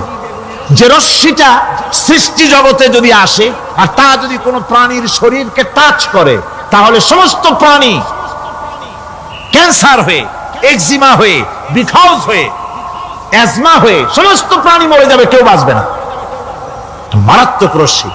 সেই রশ্মিটা যাতে সৃষ্টি জগৎকে টাচ করতে না পারে, সেজন্য আল্লাহ পাক একটা ওজোন স্তর তৈরি করেছেন। ওখানে এসে ওটা বাধাপ্রাপ্ত হয়, পৃথিবীর মাটিতে আসে না। যা কিছু পৃথিবীর মানুষের জন্য, পৃথিবীর জন্য কল্যাণকর, সেগুলি সূর্য থেকে আসতে থাকে। সুবহানাল্লাহ বিহামদি। যেটা ক্ষতিকর, সেটা আল্লাহ পাক আটকায় রাখেন। এখন সেই ওজোন স্তরে ফাটল ধরলো। কেমনে ফাটল ধরলো? ফাটল আপনি আমি ধরাইছি। আপনি বলবেন যেটা কেমন কথা, আমি তো ওইখানে যাই নাই, আমি ফাটল ধরাইলাম কেমনে? ওই যে সেই আপনার প্রাইমারি স্কুলে ভিজিট করতে গিয়েছিলেন ইন্সপেক্টর, তারপরে প্রাইমারি না হাই স্কুল ভিজিট করতে গেছে, যায়া জিজ্ঞেস করছে ছেলেরা কি পড়ছো? বল ইতিহাস। ঠিক আছে, ইতিহাস থেকেই প্রশ্ন করব। বলতো চীনের প্রাচীর কে ভেঙেছে? ছেলেরা জবাব দিচ্ছে না। তুমি বলো, তুমি বলো, কেউ বলছে না। বেঞ্চের কোনা যে ছেলেটি, সে বলছে সর্বনাশ। কেউ যখন স্বীকার করে না, এটা তো আমার মাথায় আসবে। সব শেষ ইন্সপেক্টর তাকে বলছে, তুমি বলো তো কে ভেঙেছে চীনের প্রাচীর? কয় স্যার, গ্রামে আমার দুষ্টমির যথেষ্ট বদনাম আছে, কিন্তু চীনের প্রাচীর ভাঙার মতো দুষ্কর্ম আমি করি নাই। ইন্সপেক্টর খুব রেগে গেলেন, মাস্টারের দিকে তাকালেন, এই বুঝি আপনার ইতিহাস পড়ানো? মাস্টার ইন্সপেক্টরের বিরক্তি ভরা মুখ দেখে বলছেন, স্যার রাগ করবেন না, এসব ছাত্র তো আমার, ওদের অবস্থা তো আমি জানি। আপনি আসছেন ঢাকা থেকে, আপনি জানবেন কি? আমি হলপ করে বলতে পারি আমার ক্লাসের কোন ছাত্র চীনের প্রাচীর ভাঙে নাই। ইন্সপেক্টর রাগ হইয়া চলে গেছে হেডমাস্টারের রুমে, যায় বলছে যে আমি আপনার স্কুলের গ্রান্টকে আমি নাকচ করে দেব, মঞ্জুরি আমি ক্যান্সেল করে দেব। কেন? এই অবস্থা। হেডমাস্টার বলছে, স্যার রাগ করবেন না, আপনার জন্য কিছু টাকা পয়সাও রাখছি হাদিয়া, বড় একটা চর্বিযুক্ত খাসিও জবাও করা হয়েছে, পুকুর থেকে রুই মাছ তোলা হয়েছে। তারপরেও আমার ছাত্ররা, টিচাররা বলার পরেও যদি আপনার সন্দেহ হয়ে থাকে যে আমার ছাত্ররাই ভাঙছে, তো ওই আপনি অসন্তুষ্ট হবেন না, রাগ করবেন না স্যার, ওই প্রাচীর ভাঙতে যা খরচ লাগে আমি কিছু খরচ দেবো, তো আপনি রাগ করেন না। এখন চিন্তা করেন, স্কুলের ছাত্র থেকে শুরু করে হেডমাস্টার পর্যন্ত জ্ঞানের বহর। তো বলতেছিলাম, আপনি আমি ওজন স্তরে ফাটল ধরিয়েছি, তার অর্থ এই নয় যে আপনারা গিয়ে ওখানে কুড়াল মারিয়ে ওটারে ভাঙছেন। তাহলে ওটা কি হয়েছে? কোরআনে কারীমে রব্বুল আলামিন বলেন, ওয়ামা আসাবাকুম মিন মুসিবাতিন ফাবিমা কাসাবাত আইদিকুম ওয়া ইয়াফু আন কাসীর। যত বিপদ তোমাদের উপর আরোপিত হয়, সমস্ত বিপদ তোমাদের দুই হাতের কামাই করা। কে বলছেন? আল্লাহ পাক। ওজনের স্তরে ফাটল ধরেছে, এটা বিপদ, বিশ্বের সমস্ত মানব সভ্যতা সৃষ্টি জগতের জন্য বিপদ। এই বিপদের জন্য দায়ী পৃথিবীর মানুষ। কি রকম? সেটা হচ্ছে গাড়ির পেছন থেকে যে কালো ধোঁয়া বের হয়, কল কারখানার চিমনি থেকে যে কালো ধোঁয়া বের হয়, এই কালো ধোঁয়াগুলি, তারপরে সমস্ত কেমিক্যাল উইপেন সেগুলি যে টেস্ট করা হয়, তার রিয়াকশন ইত্যাদি, এই কালো ধোঁয়া এবং সমস্ত মারণাস্ত্রগুলি এক্সপেরিমেন্ট করার সমস্ত এই রিয়াকশনগুলি সবগুলি গিয়ে ওই ওজোন স্তরে ফাটল ধরিয়ে দিয়েছে। আস্তে করে পাতলা হয়ে এটা ফেটে গিয়েছে, অতি বেগুনি রশ্মি আসা শুরু করেছে।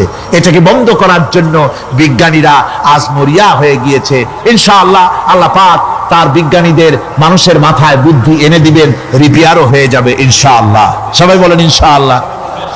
তাহলে বললাম কেন এই কথাটা? এই জন্য বললাম যে কোরআনে কারীমের মধ্যে আল্লাহ রাব্বুল আলামিন সব কথা বলে দিয়েছেন, কোনো কথা বাদ রাখেন নাই। পাহাড়গুলি ভেঙে আমরা ক্ষতি করতেছি, গাছগুলি কেটে আমরা ক্ষতি করতেছি, প্রকৃতির ভারসাম্য নষ্ট করে দিচ্ছি, ফলে সমুদ্রের পানি স্ফীত হচ্ছে, ভূমিকম্প বাড়তেছে, ঘূর্ণিঝড় হচ্ছে, টর্নেডো হচ্ছে, পৃথিবী বিধ্বস্ত হয়ে যাচ্ছে, ক্লাইমেটের পরিবর্তন আসছে। আজকে পৌষ মাস, এটা কি মাস? কত তারিখ? দেখেন বাংলা ভাষাকে কত মহব্বত করি। যদি বলি আজকে ডিসেম্বরের কত তারিখ, গড়গড় করে মুখস্থ হয়ে যাবে। বাংলারে খুব ভালোবাসি, মাসটার তারিখ বলতে পারলাম না, দুঃখিত। এই হলো আমাদের ভালোবাসা। আজকে পৌষ মাসের অর্ধেকও শেষ হয়ে যাচ্ছে, অথচ মনে হচ্ছে শীত যেন তার শ্বশুর বাড়ি বেড়াতে গেছে। এই যে অবস্থা, এই অবস্থা শুধু বাংলাদেশে নয়, গোটা পৃথিবীতে ক্লাইমেটের একটা বিরাট পরিবর্তন আসতেছে, একটা বড় রকমের পরিবর্তন আসতেছে। এর কারণ হচ্ছে এই পৃথিবীর মানুষেরা নিজেরাই প্রকৃতির ভারসাম্যকে নষ্ট করে দিয়েছে। এই ভারসাম্য নষ্ট হওয়ার কারণে আবহাওয়ার পরিবর্তন হচ্ছে, সামুদ্রিক জলোচ্ছ্বাস বাড়তেছে, ভূমিকম্প, আগ্নেয়গিরি ইত্যাদি হচ্ছে এবং পৃথিবীর মানুষ বিধ্বস্ত হচ্ছে। বলতেছিলাম এই কোরআনে কারীমের মধ্যে আল্লাহ পাক সব কথা বলে রেখেছেন। যদি জানতাম, বুঝতাম, তাহলে এই অবস্থার সৃষ্টি হতো না। এটা বিজ্ঞানের বই নয়, রাজনীতির বই নয়, সমাজনীতির বই নয়, বরং সমস্ত নীতিমালার উচ্চ, জ্ঞানের উচ্চ হচ্ছে আল কোরআন। জ্ঞানের উচ্চ কি? আরো জোরে বলেন, জ্ঞানের উচ্চ কি? আল কোরআন। পবিত্র কোরআনে এমন এমন ঘটনা আল্লাহ পাক বলেছেন যা ষষ্ঠ শতাব্দীর দুনিয়া এ সম্পর্কে কিছুই জানতো না। অবশ্য কিছু কিছু ঘটনা ইহুদিদের কিতাবে অতিরঞ্জিত আকার এবং বিকৃত অবস্থায় এসেছে, কিন্তু কোরআনে কারীম দুনিয়ার মানুষকে আদম সৃষ্টি, নূহের বন্যা, তারপরে মুসা আলাইহিস সালাম ফেরাউনের ঘটনা, ইব্রাহিম আলাইহিস সালামের নমরুদের ঘটনা এবং ইউসুফ আলাইহিস সালামের কাহিনী সবগুলিকে সুন্দর করে কোরআন শরীফ উপস্থাপনা করেছে রাসূলের মাধ্যমে, যা পৃথিবীর ইতিহাসে কেউ জানতো না, সেগুলি আল্লাহ পাক জানাইছেন। কিভাবে? কোরআনে কারীম বলছে, তিলকা মিন আম্বাইল গায়বি নুহিহা ইলাইকা মা কুনতা তা'লামুহা আনতা ওয়ালা কওমুকা মিন ক্বাবলি হাযা। এ হলো সব অজ্ঞাত ঘটনা। সমস্ত ঘটনাগুলি আল্লাহ পাক তার হাবিবকে শুনিয়ে বলে দিলেন, সব অজ্ঞাত ঘটনা, যা তুমি জানতে না, তোমার কোনো জানা ছিল না, আমি ওহীর মাধ্যমে তোমাকে সব জানাইছি। ইউসুফ আলাইহিস সালামকে যখন তার ভাইয়েরা কুয়ার মধ্যে ফেলে দিতেছিল, তখন তুমি উপস্থিত ছিলে না, এই ঘটনা ওহীর মাধ্যমে আমি জানালাম। মুসা আলাইহিস সালামকে যখন ফেরাউন দরিয়ার ভিতরে ফেলে দিল, সেই সময় তুমি সিনাই পর্বতের পাশে দাঁড়িয়ে সব দৃশ্য লক্ষ্য করনি, অথচ আমি ওহীর মাধ্যমে সব তোমাকে খুলে খুলে বলে দিয়েছি। আল্লাহ পাক সমস্ত ঘটনাগুলিকে বলে বলে কোরআন শরীফের মধ্যে সব সাজিয়ে দিলেন, বলে দিলেন। তিনি বললেন, ওয়ামা কুনতা বিজানিবিল গারবি ইয কাদাইনা ইলা মুসাল আমরা ওয়ামা কুনতা মিনাশ শাহিদিন। ফেরাউন যে মুসার সঙ্গে যে ব্যবহারটা করলো, এ সময় সেখানে তুমি উপস্থিত ছিলে না, আমি ওহীর মাধ্যমে তোমাকে তা জানিয়েছি। কাযালিকা নাকুসসু আলাইকা মিন আনবাই মা ক্বাদ সাবাকা ওয়া ক্বাদ আতাইনাকা মিন লাদুন্না যিকরা। আল্লাহ পাক বলেন, এভাবে আমি আপনার কাছে অতীত ঘটনাগুলি ওহীর মাধ্যমে নিখুঁতভাবে আপনার সামনে সব বলে দিয়েছি। আমার ভাইয়েরা, এই বিশ্বলোকে ঊর্ধ্ব লোক সম্পর্কে নির্ভুল তথ্য বর্ণনা আল্লাহ পাক করে দিয়েছেন কোরআনের মাধ্যমে। 1665 খ্রিস্টাব্দে স্যার আইজাক নিউটন তিনি আবিষ্কার করলেন মাধ্যাকর্ষণ শক্তিকে। এই মাধ্যাকর্ষণ শক্তি, ল অফ গ্র্যাভিটেশন, এ সম্পর্কে মানুষের এর থেকে কিছু জানলো, কিন্তু আজ থেকে 1400 বছর আগে আল্লাহ রাব্বুল আলামিন তার উম্মি নবী, যিনি কোনো বিজ্ঞানাগারে লেখাপড়া করেন নাই, কোনো সায়েন্স রিসার্চ করেননি, যিনি কোনো কলেজ ইউনিভার্সিটিতে পড়াশোনা করেননি, তার মাধ্যমে জানিয়েছেন মাধ্যাকর্ষণ শক্তির কথা। কোরআন বলছে, ইন্নাল্লাহা ইউমসিকুস সামাওয়াতি ওয়াল আরদা আন তাজুলা।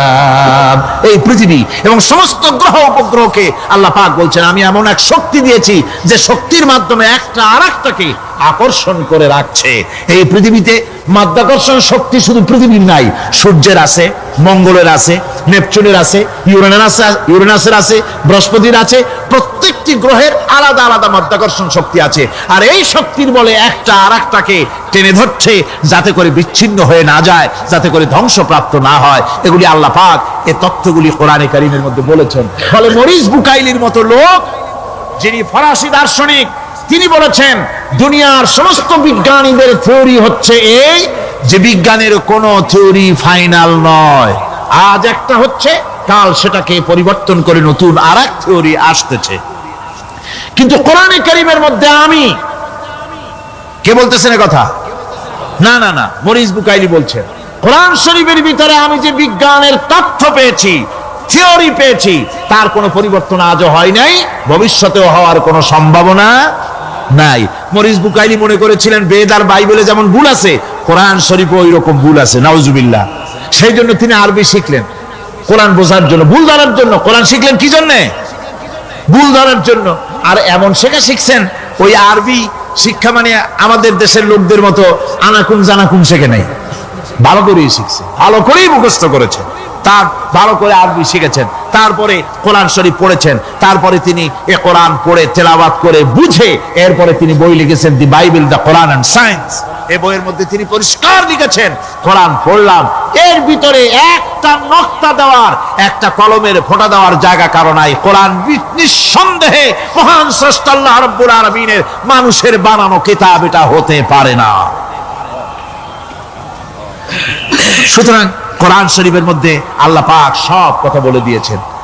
বিজ্ঞানের সাথে কিন্তু কোরআনের সংঘর্ষ নাই। অনেকে মনে করে যে বিজ্ঞান আর কোরআন এর মধ্যে বিরাট সংঘর্ষ। না, বিরাট সংঘর্ষ নয়, দুই একটা পয়েন্টে সংঘর্ষ থাকতে পারে।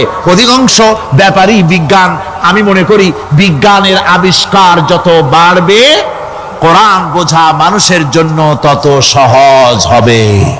এটা আমার ধারণা, এটা আমার ধারণা।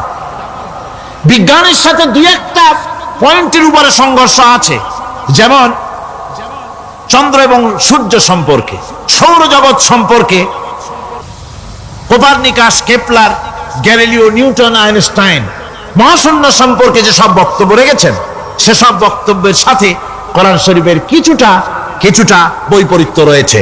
যেমন কেউ বলেছেন সূর্য ঘোরে, পৃথিবী স্থির, কেউ বলে সূর্যের চতুর্দিকে পৃথিবী ঘোরে, কেউ কয় চন্দ্র ঘোরে, কেউ কয় আমরা কি আর বসে থাকি, আমরাও ঘুরি। কিন্তু আসলে ঘোরেটাকে কে ঘোরে, এ ফয়সালা কে দেবে? কে দিবে বলুন তো? হ্যাঁ, ঠিক বলেছেন, আল্লাহই দিবেন, কারণ এগুলি সৃষ্টি করেছেন কে? এবার শুনুন, এই বিতর্কের মীমাংসা আল্লাহ পাক করছেন কোরআনে কারিমে বহু আগে। গ্যালিলিও, কেপলার, কোপারনিকাস এদের বলার অনেক আগে বিশ্বনবী জনাবে মুহাম্মদ রাসূলুল্লাহ সাল্লাল্লাহু আলাইহি ওয়াসাল্লাম তিনি বলে দিয়েছেন, আল্লাহর কথা তিনি বলেছেন, লাশ-শামসু ইয়ানবাগী লাহা আন তুদরিকাল কামারা ওয়ালাল লাইলু সাবিকুন নাহার ওয়া কুল্লুন ফি ফালাকিন ইয়াসবাহুন। প্রবল জ্ঞানী হইবে যাহারা, আপন মনেতে বুঝিবে তাহারা, রাত্রি পারে না আগে যাইবার দিনের স্থান করি অধিকার। চন্দ্র বাঁধে না সূর্যের গায়েতে, সূর্য পারে না চন্দ্রকে ধরিতে। যার যে স্থান বহাল রাখিয়া ভ্রমণ করিছে খোদাকে ডরিয়া। আল্লাহ রাব্বুল আলামিনকে ভয় করে সব ঘুরছে, চাঁদও ঘোরে, সূর্য ঘোরে, মঙ্গল ঘোরে, ইউরেনাস ঘোরে, বৃহস্পতি ঘোরে, পৃথিবীও ঘোরে। সব ঘুরছে তো ঘুরছেই, বন বন করে ঘুরছে একটা নির্দিষ্ট কক্ষপথে, আপন আপন কক্ষপথে ঘুরছে, যার ফলে অ্যাক্সিডেন্ট হয় না। সুবহানাল্লাহ, জোরে বলেন সুবহানাল্লাহ। নির্ধারিত কক্ষে ঘুরছে, নির্ধারিত কক্ষে ঘুরছে। এর কক্ষগুলি আল্লাহ পাক ঠিক করে দিয়েছেন, সেই কক্ষে ঘুরতেছে, একে অপরের পথ অতিক্রম করতেছে না। আবার ওই মহাশূন্যের ভেতরে রয়েছে black hole. Black hole, black hole কি? ব্ল্যাক হোল হচ্ছে একটা বিরাট অন্ধকার গহ্বর, একটা মৃত্যুকূপ। এত বড় বিরাট ব্ল্যাক হোল মহাশূন্যে আছে, বিজ্ঞানীরা হয়রান হয়ে গেছে। তার এত বড় শক্তি, সে শুধু তারা খায় না, কোন তারকা ঘুরতে ঘুরতে যদি তার কাছে এসে যায় তারাকে খেয়ে ফেলে। কোন আলো যদি কাছে আসে, আলো শুষে নিতে নিতে আলো যার থেকে এসেছে সেটাকেও শেষ করে ফেলে।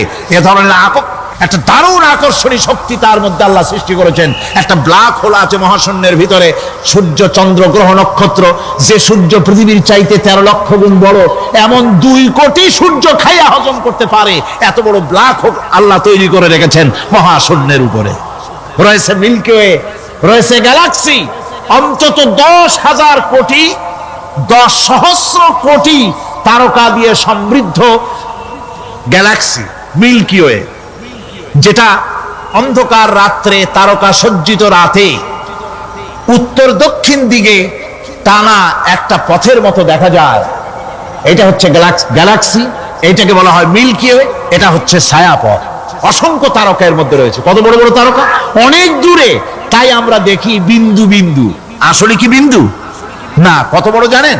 বিজ্ঞানীরা বলেছেন দৈত্যের মতো বিরাট বিরাট তারকা আছে, যে সূর্য পৃথিবীর চাইতে 13 লক্ষ গুণ বড়। এরকমের সূর্য অন্তত 3 কোটি সূর্য খাইয়া হজম করতে পারে, এরকম অসংখ্য তারকা মিল্কি ওয়ের ভিতরে আল্লাহ সৃষ্টি করেছেন। সুবহানাল্লাহ বিহামদিহি, সুবহানাল্লাহ। আর মানুষ লাফায়, 4 আঙ্গুল মানুষ খালি লাফ দেয়, মোষ কতগুলো রাখিয়া, কোন আনন্দে লাফা। কি শক্তি তোমার! মহাশূন্যের তুলনায় এই পৃথিবীর অবস্থান কি জানেন? এই জন্য যত বেশি পড়াশোনা করবেন মাথা নত হয়ে যাবে। কমিউনিস্ট হয় ছাগলেরা, বুদ্ধিমান কোনোদিন কমিউনিস্ট হয় না। কারা কমিউনিস্ট হয়? ছাগলগুলি। যাদের আকল নাই, যাদের জ্ঞান নাই, বুদ্ধি নাই, ওরাই কমিউনিস্ট হয়। কোন চিন্তাবিদ, কোন বিজ্ঞানী কমিউনিস্ট হয় না। মাথা নত হয়ে যায়, আল্লাহর এই সৃষ্টি দেখে পাগল হয়ে যায়।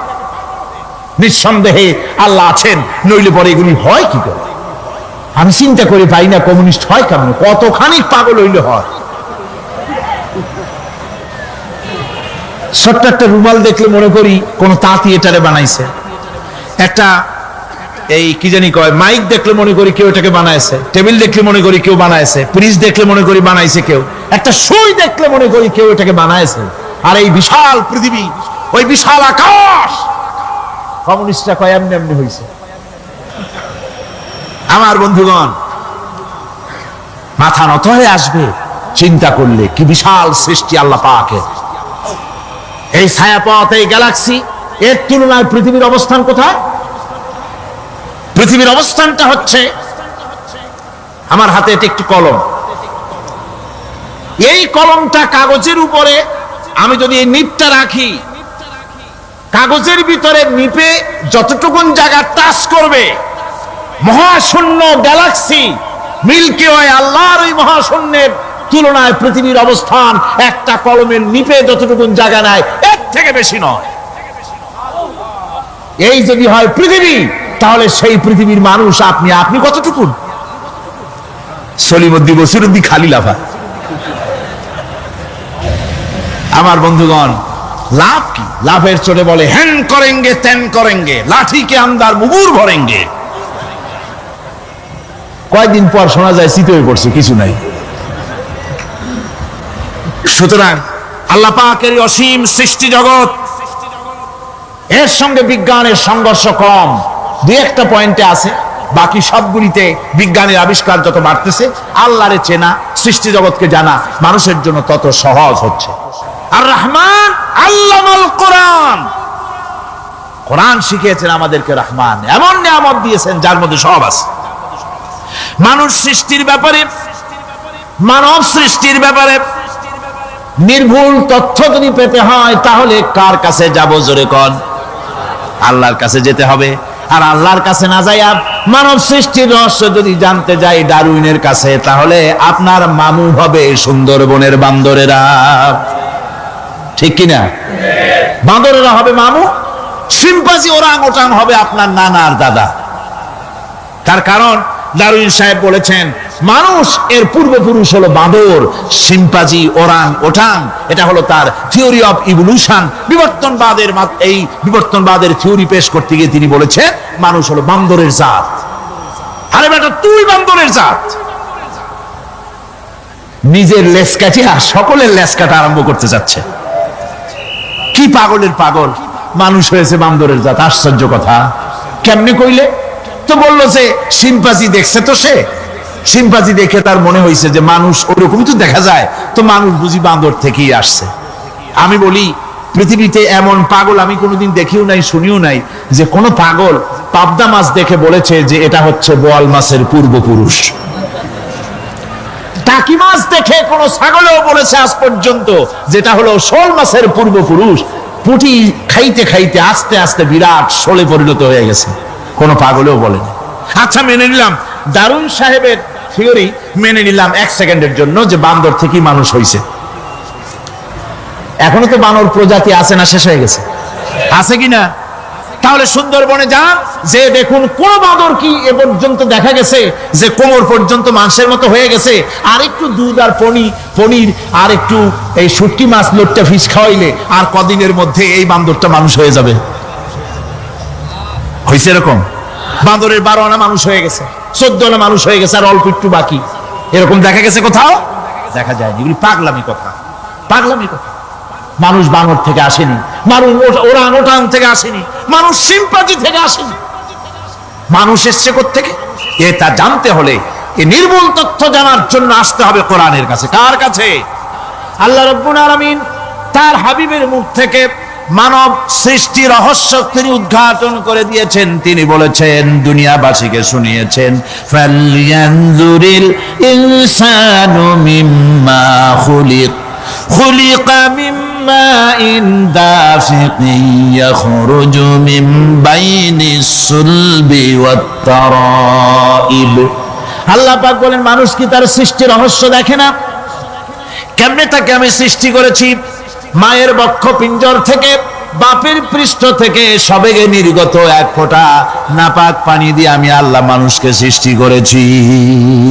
বান্দর থেকে নয়, ওরাংউটান থেকে নয়, সিম্পাজি থেকে নয়, মানুষের অরিজিন মানুষ। আদম থেকে তোমরা জন্মগ্রহণ করেছো, আদম এসেছে মাটি থেকে, তোমরা এসেছো আদম থেকে। সুবহানাল্লাহি ওয়া বিহামদি। এটাই হলো মানব সৃষ্টির রহস্যের কথা আল্লাহ পাক বলে দিয়েছেন। অন্যত্র আল্লাহ বলেন, ইন্না খালাকনাকুম মিন তুরাবিন সুম্মা মিন নুতফাতিন সুম্মা মিন আলাকাতিন সুম্মা মিন মুদগাহ। নিষ্প্রাণ মাটি থেকে তোমার উৎপত্তি হয়েছে, আর এই নিষ্প্রাণ মাটি দিয়ে তোমাকে তৈরি করা হয়েছে। এগুলি মাতৃগর্ভের ভিতরে গিয়া নাপাক পানি ফোঁটা জমাট রক্ত হয়েছে, গোশত হয়েছে, তারপরে মানুষের আকৃতি দিয়েছি, আর এরপরে বাচ্চার আকারে মায়ের পেট থেকে আমি আল্লাহ মানুষ করে তোমাকে বের করেছি। সুতরাং মানব সৃষ্টি রহস্যের কথা বিজ্ঞানের সাথে যেটা সাংঘর্ষিক হবে কোরআনের সাথে, আমরা সেটা মানতে পারি না।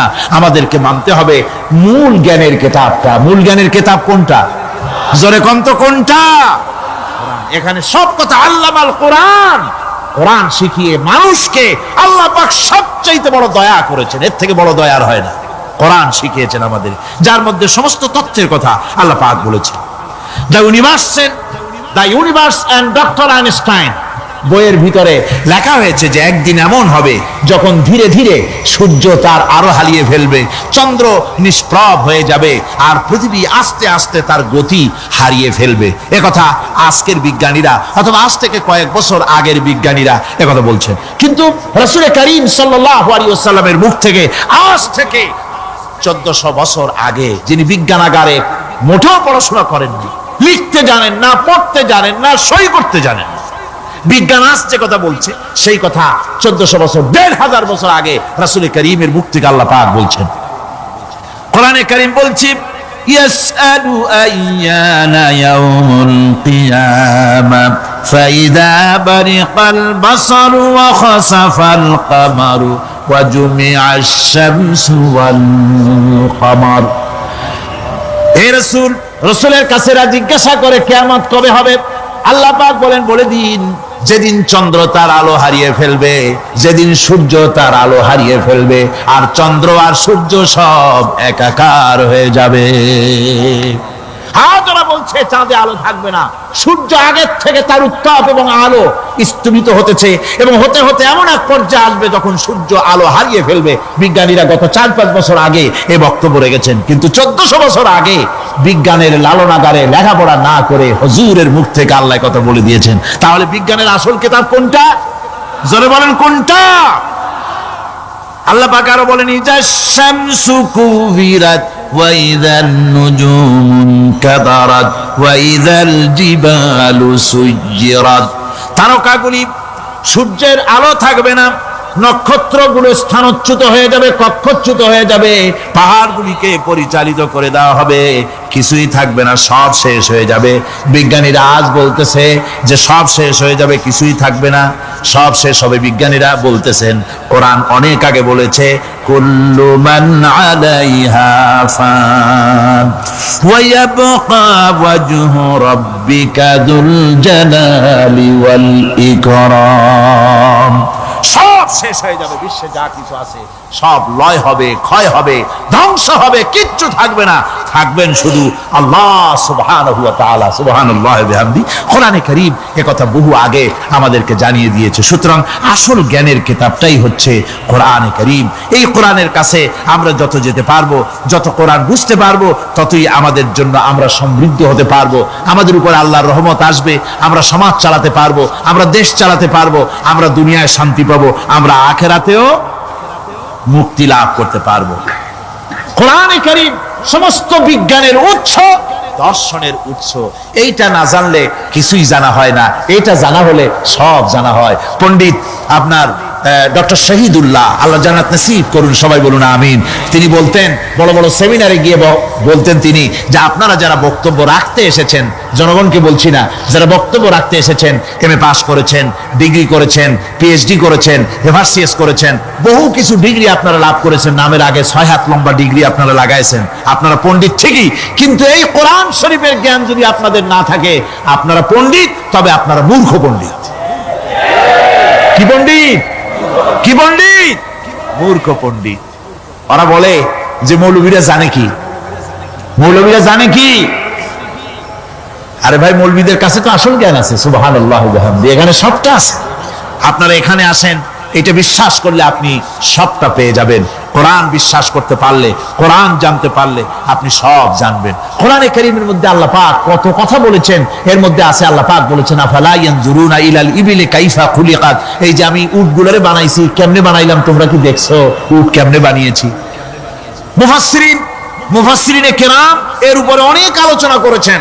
তারা বলেছেন যে উট মরুভূমির জাহাজ, তারপরে উটের পিঠে একটা চুট আছে, কোন কোন উটের পিঠে 2টা চুট আছে, মাঝখানে বসে একটারে হেলান দিয়ে আর একটা ধরে বসা যায়। আমি দেখছি 2টা চুটওয়ালা উট, আফ্রিকান উট আমি দেখেছি, যে চুট সুবহানাল্লাহ, দেখলে অবাক হয়ে যেতে হয় যে আল্লাহর কি কুদরত। উটের পৃষ্ঠে 2টা চুট, মাঝখানে আপনি বসবেন, পিছনেরটা একটা সোফা সেটের মতো, পিছনে হেলান দিলেন, আর সামনে যখন সে মরাল সমচড়াই উত্তরাই পথ দিয়ে নামা ওঠা করবে, তখন আপনি যেন পড়ে না যান, সেজন্য সামনেরটা বুকের সাথে জড়ায় ধরবেন। এরপরে কি সৃষ্টি আল্লাহর, সুবহানাল্লাহ বিহামদিহি। জিরাফগুলি দেখুন, জিরাফগুলি তার মাথা কত বড় উঁচা। লন্ডন জুতে জিরাফ দেখলাম, সে জিরাফের দেহ থেকে তার মাথাটা 22 ফিট উঁচা। মানে সে যদি নিচে দাঁড়ায়, 3 তলা বিল্ডিং এর ছাদের উপরে নাস্তা দিলে তো নিচে দাঁড়ায় খাইতে পারে, এই অবস্থা। সেই জিরাফে পানি খাবে কেমনে? মাথা হলো অত উঁচায়, পিছনের ঠ্যাং 2টা খাটো, সামনের ঠ্যাং 2টো উঁচা, এখন পানি খাবে কেমনে? ওই মাথা নামাইতে গেলে ঠ্যাং তো অনেক উঁচা। আল্লাহ পাক এমন সুন্দর ব্যবস্থা করলেন, সামনের 2টা ঠ্যাং এভাবে সরায় দেওয়ার মতো। ও যখনই পানি খায় দেখলাম 2টা ঠ্যাং অনেক ছেড়ায় দেয়, 2 দিকে ঠ্যাং চলে যায়, তখন মাথাটা সহজে নিচে নামায় আসে, পানি খাইতে পারে। এই সুযোগগুলি আল্লাহ সুবহানাহু ওয়া তাআলা তিনি করে দিয়েছেন। ওমা কুন্না আনিল খালকি গাফিলিন, আমি আমার সৃষ্টি জগৎ সম্পর্কে অমনোযোগী নহি। সুবহানাল্লাহ ওয়া বিহামদিহি। ইল্লাল্লাহ লা ইলাহা ইল্লাল্লাহ লা ইলাহা ইল্লাল্লাহ লা ইলাহা ইল্লাল্লাহ। 2-1 ঘন্টা, 2-4 ঘন্টা দেখবেন অফিসাররা এসে বলবে, না জানি কোন খাজা বাবা আসছে, আসেন আসেন, নিয়ে খাইতে দেবে, হাদিয়া দেবে। যেহেতু যিনি পড়তেছেন উনি বোঝেন না কি বলতেছেন, আর যারা দাওয়াত দিয়ে নিয়ে গেল ওরা টের পায় নাই যে কি শুনে দাওয়াত দিতেছে। কিন্তু আপনি যদি বঙ্গভবন, গণভবন, সেক্রেটারিয়েট আর পার্লামেন্ট এর ভিতরে ঢুকে যদি বলেন, কোন মানুষের তৈরি করা আইন মানি না, কোন সরকারের সার্বভৌমত্ব স্বীকার করি না, কারো বিধান মানি না, কারো তৈরি করা আইনের সামনে মাথা নত করি না, আল্লাহ ছাড়া কারো বিধান মানি না, হাদিয়া আসবে, খাইতে দেবে, পকেটে টাকা দেবে, খাওয়াবে এক জায়গায় নিয়ে। কোন জায়গায়? লাল দালানে। বোঝাবুঝি পয়গম্বরেরা দাওয়াত দিয়েছেন, আয়াতুল কুরসি, ফরজ নামাজ পড়িয়া দেখছি অনেকেই জামার বুতাম টুতাম খুলিয়া তারপরে জোরে একটা ফু দেন। অসুবিধা নাই, ফু আপনি দেন, কিন্তু কি পড়ে ফু দিচ্ছেন আপনি কি বুঝছেন কিছু? সুবহানাল্লাহ। বুঝলি কি এই চেহারা হয়? এতগুলো মানুষ লাগে নাকি বিপ্লব করতে, কালেমার রস কায়েম করতে? 313 জন মুসলমান যথেষ্ট পৃথিবীতে।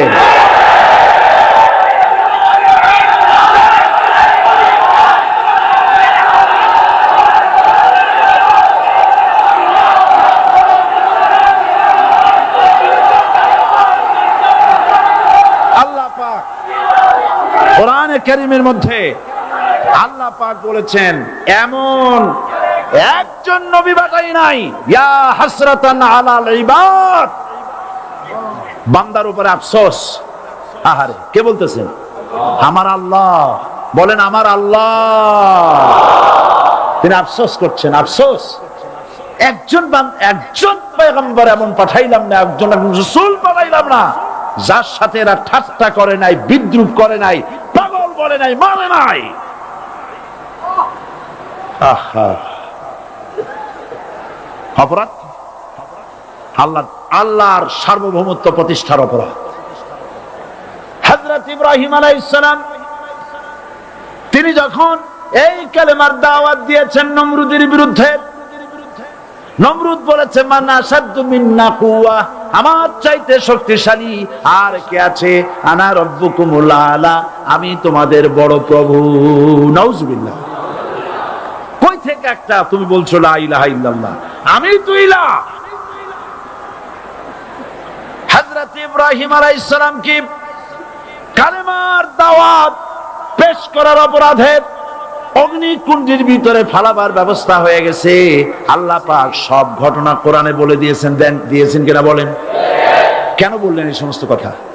এই জন্য বলেছেন ফেরাউন মরে যাবে, নমরুদ মরে যাবে, কিন্তু তাদের প্রেতাত্মারা যুগে যুগে তারা বেঁচে থাকবে। আগুনের ভিতরে ফালাবার ব্যবস্থা হয়েছে। আল্লাহ পাক বলে দিয়েছেন আমার রাস্তায় যদি চেষ্টা করো, জিহাদ করো, আমার সাহায্য তোমরা পাবে। ওয়া কানা হাক্কান আলাইনা নাসরুল মুমিনিন, মুমিনদেরকে সাহায্য করা আমি আল্লাহর জন্য ওয়াজিব। সুবহানাল্লাহ বলবেন না? আলহামদুলিল্লাহ বলবেন না? আমার জন্য ওয়াজিব মুমিনদেরকে সাহায্য করা। ইব্রাহিম আলাইহিস সালামকে আগুনে ফেলানো হচ্ছে। হযরত জিবরাইল বলেন ইব্রাহিম তোমাকে আগুনের ভিতরে ফেলানো হতেছে, আমার কাছে সাহায্য চাও, আমি তোমারে বাঁচায় দেব।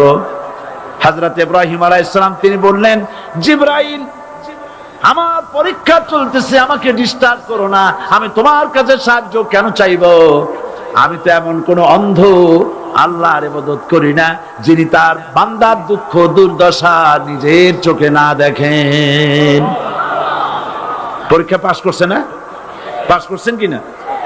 হযরত ইব্রাহিম বলেন শোনো জিবরাইল, আমি যদি আগুনের ভিতরে পড়ে যাই আর আগুনে পুড়ে যদি ভস্ম হয়ে যায়, আমার আল্লাহ যদি এতে খুশি হন, তাহলে আমি আমার রব্বুল আলামিনকে খুশি করার জন্য এভাবে 1000 বার পুড়তে আমি রাজি আছি। ইব্রাহিম আলাইহিস সালাম আগুনের ভিতরে পড়ে গেলেন। আল্লাহ রাব্বুল আলামিন আগুনের প্রতি নোটিশ করে দিলেন ইয়া নারু কুনি বারদাও ওয়া সালামান আলা ইব্রাহিম, আগুন আমার ইব্রাহিমের জন্য শান্তিদায়ক ঠান্ডা হয়ে যা। ইব্রাহিম আলাইহিস সালাম জ্বলছেন, পুড়ে গেছেন।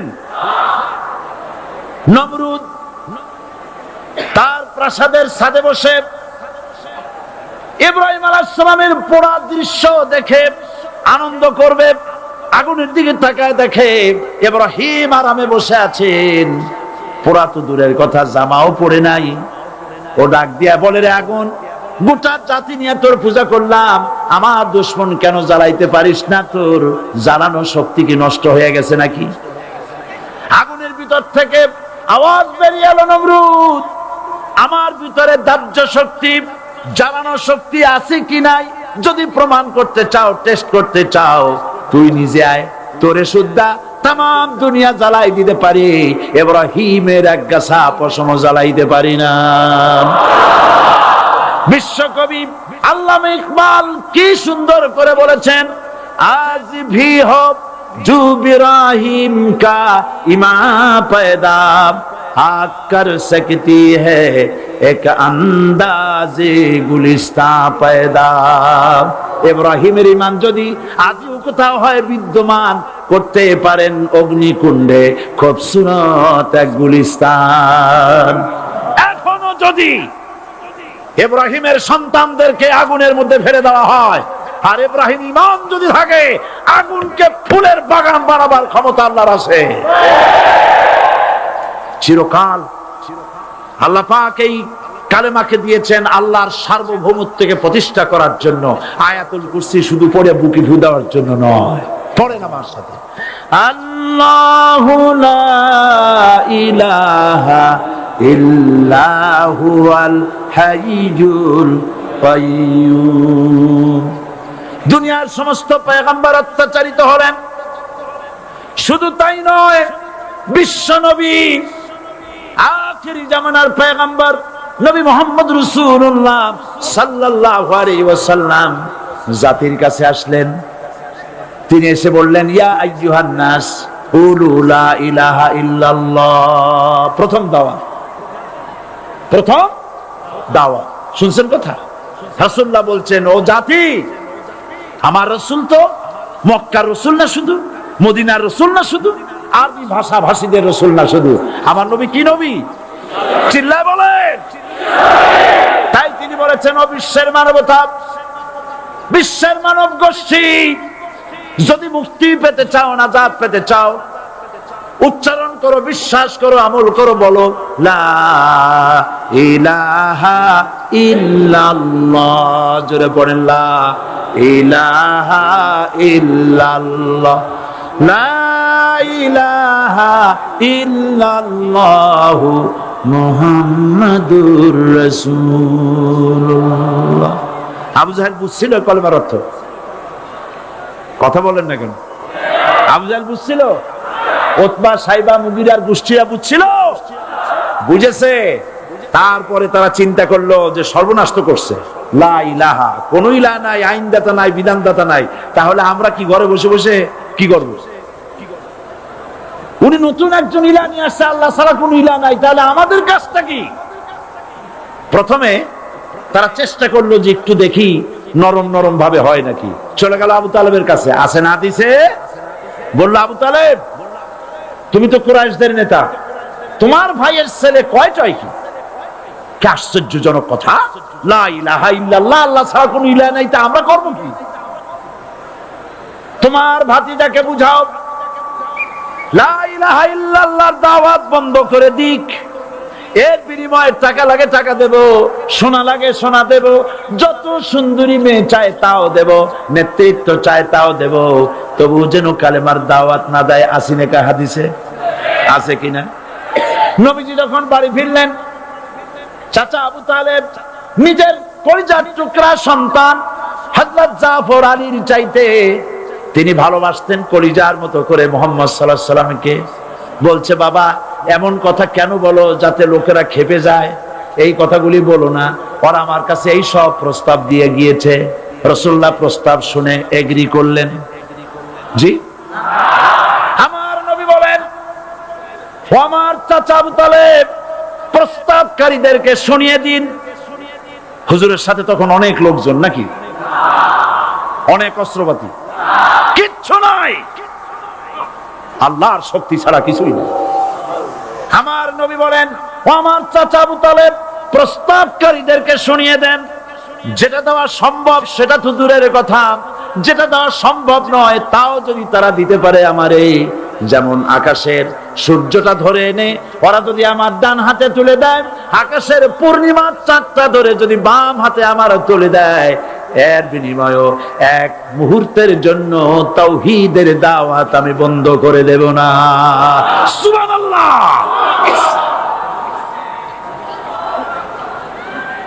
রাসূল করিম সাল্লাল্লাহু আলাইহি ওয়াসাল্লাম তাদের এই প্রস্তাবকে যখন গ্রহণ করলো না, কাফেরেরা বুঝলো। আমি আগেই বলেছি 3 শ্রেণীর লোক বাধা দিয়েছে। কয় শ্রেণী? প্রথম শ্রেণী কি?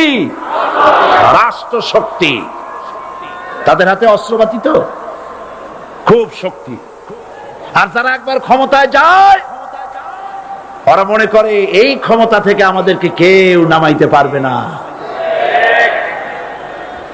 বিংশ শতকের শ্রেষ্ঠ মুজাদ্দিদ আল্লামা সৈয়দ আবুল আলা মওদুদী রাহমাতুল্লাহ আলাইহি তিনি এক জায়গায় লিখেছেন, স্বৈরাচারীরা তার পতনের সমস্ত ছিদ্র বন্ধ করে, কিন্তু একটা ছিদ্র বন্ধ করতে পারে না, মনের ভুলে সে ছিদ্রটা থেকেই যায়, যেই ছিদ্র দিয়ে আসলে তার পতনটা হবে।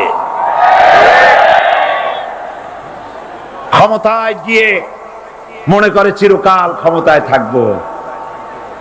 ভারতের প্রধানমন্ত্রী পণ্ডিত জওয়াহরলাল নেহেরু রাঁচি পাগলা গারদে গিয়েছেন, মেন্টাল হসপিটাল।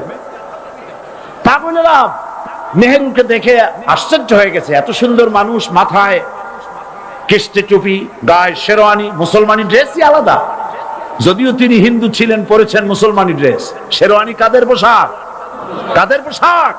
হাতে ছড়ি নিয়ে হাঁটা, স্টাইল করে, সুন্দর পাজামা, সুন্দর টুপি, সুন্দর সাজসজ্জা করে মুসলমানদের ড্রেস। এই ড্রেস পরে তিনি গিয়েছেন। সবসময় যে ড্রেস তিনি পরতেন, পাগলেরা জিজ্ঞেস করছে তুমি কে গো? উনি বলছেন আমারে চেনো নাই, আমি ভারতের প্রধানমন্ত্রী পণ্ডিত জওয়াহরলাল নেহেরু। পাগলেরা বলছে ও সেই কথা। আমরাও যখন এই হসপিটালে আসছিলাম, এই তোমার মতো লম্বা লম্বা কথা আমরাও বলছি। থাকো আমাদের সাথে কিছুদিন, তোমার মাথাও ঠান্ডা হয়ে যাবে। ক্ষমতায় যারা থাকে, ক্ষমতার মোহে চতুর্দিকে অন্ধকার দেখে, মনে করে আমার পতন আর হবে না। কিন্তু তোমাকে বুঝিবে যে গোকুলে বাড়ি শেষে। গাড়ির চাকা সব সময় উপরে থাকে না। গাড়ির চাকা সব সময় উপরে থাকলে গাড়ি তো চলবেই না। গাড়ির চাকা ঘোরে বলেই তো গাড়ি চলে। সুতরাং এই উপরে তোমার চাকা উপরে এখন আছে বলে, তোমার দলের চাকা উপরে আছে বলে যারা মানুষের উপরে জুলুম করছো, আলেমদেরকে ধরতেছো, মুসল্লিদেরকে ধরে ধরে জেলে ঢুকাচ্ছ, সময় আসবে এমন ইন্দুরের গর্ত বাবানা পালাবার জন্য।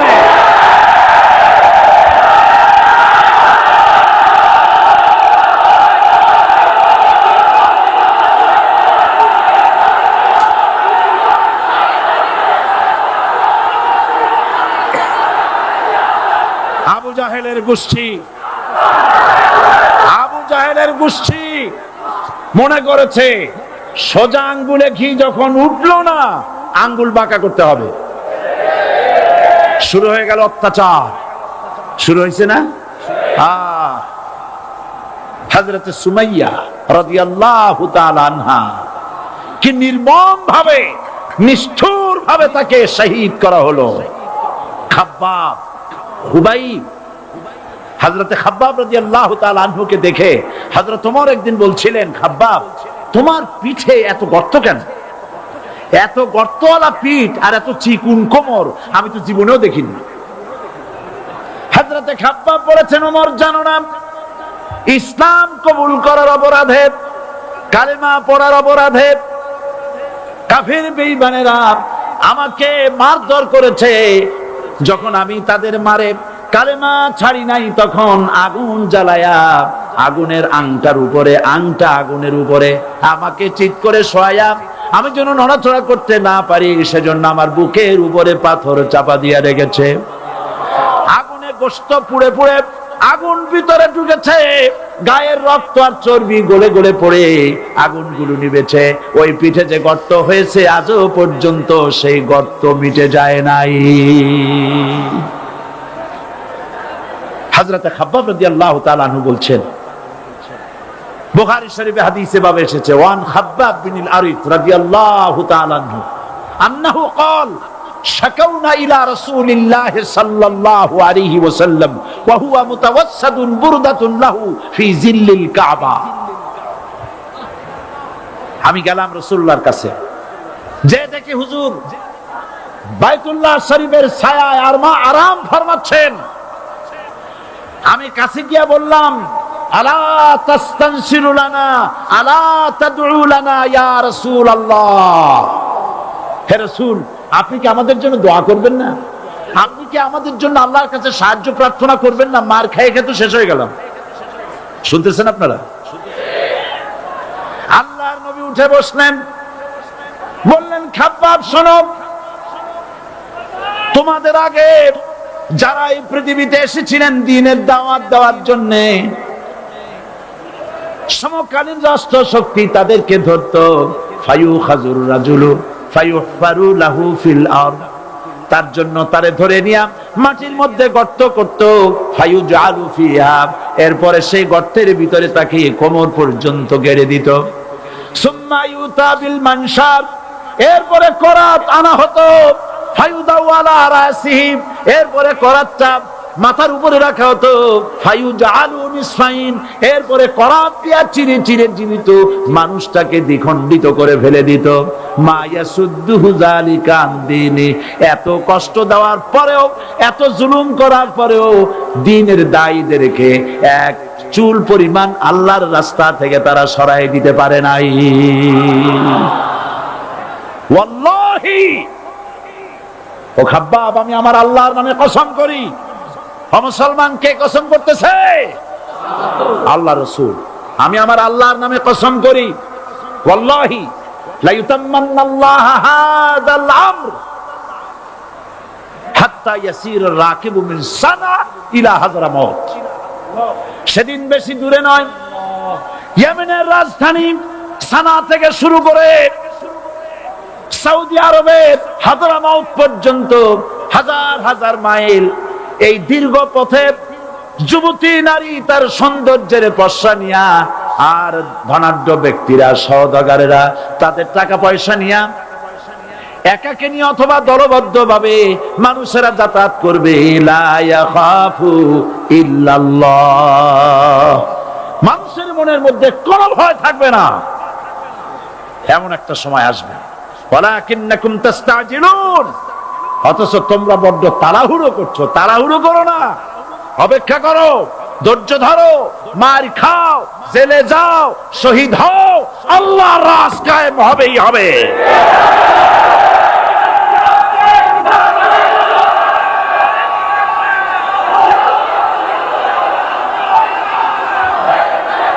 বিল্ডিং থেকে শিক্ষা গ্রহণ করুন।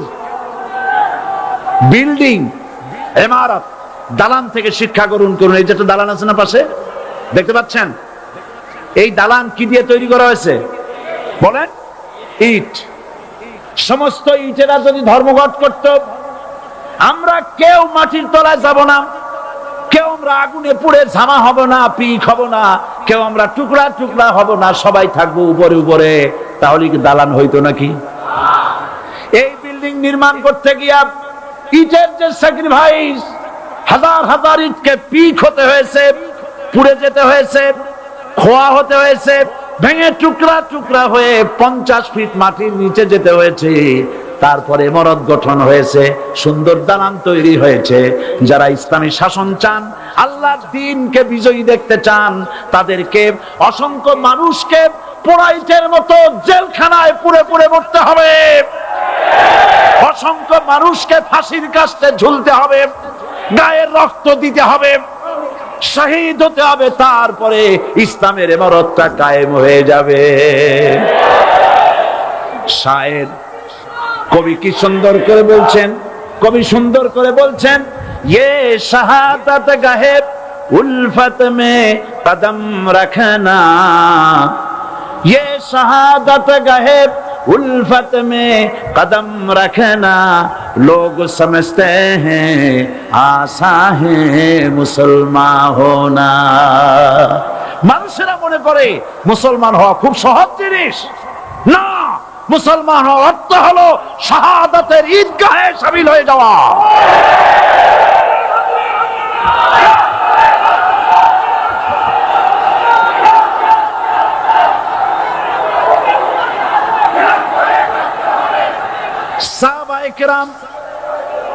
সাহাবায়ে কেরাম মার খেলেন, এবার স্বয়ং আল্লাহর নবীর গায়ে হাত তুলল। আবু জাহেল এসে হুজুরকে মারলেন, গলায় চাদর দিয়া এমন জোরে টান মেরেছে, রাসূলুল্লাহ পড়ে গিয়েছেন। হাদিসে এসেছে হুজুরের চোখ মোবারক ঠিকরে পড়ে যেতে চেয়েছে, চেহারা মোবারক লাল হয়ে গিয়েছে, জমিনের উপর আছাড় মেরে ফেলেছে। রাসূলের এই অবস্থা দেখে হযরতে হামজা তখনও কাফের ছিলেন, শিকার থেকে এসে তিনি এই দৃশ্য দেখলেন, দাসীর মুখে শুনলেন, ছুটে চলে গেলেন আবু জাহেলের বাড়িতে। যায় বলে, আবু জাহেল রে, তুই মুহাম্মদ সাল্লাল্লাহু আলাইহি ওয়াসাল্লাম মেরেছিস, বল কেন মারনি? এমন ভালো মানুষ তো জীবনেও চোখে দেখি নাই, যিনি কোনো মিথ্যা কথা বলেন না, ভালো ভালো কথা বলেন, এক আল্লাহর গোলামি করার জন্য বলেন। এই সব ভালো কথা বলার জন্যই তুই তারে মারলি নাকি? আরে আবু জাহেল, তুই কি মনে করেছিস মুহাম্মদ সাল্লাল্লাহু আলাইহি ওয়াসাল্লাম তার পিতা আব্দুল্লাহ মারা গেছে বলে মুহাম্মদ সাল্লাল্লাহু আলাইহি ওয়াসাল্লাম এতিম হয়ে গেছে মনে করেছিস নাকি? জেনে রাখ, মুহাম্মদ সাল্লাল্লাহু আলাইহি ওয়াসাল্লামের পিতা আব্দুল্লাহ মারা গেছে, কিন্তু চাচা হামজা তো মরে যায় নাই। হাতের ধনুক দিয়া এমন জোরে আঘাত মারলেন, আবু জাহেলের মাথা ফেটে রক্ত ফিনকি দিয়ে বেরিয়ে এলো। হযরতে হামজা ঘরে ফিরে এসে রাসূল করিম সাল্লাল্লাহু আলাইহি ওয়াসাল্লামের মস্তক মোবারক কোলে উঠায় নিলেন আর বললেন, বাবা তোমাকে মেরেছে বলে আমি আবু জাহেলের মাথাটা ফাটাই দিয়ে আসছি, তুমি খুশি হও।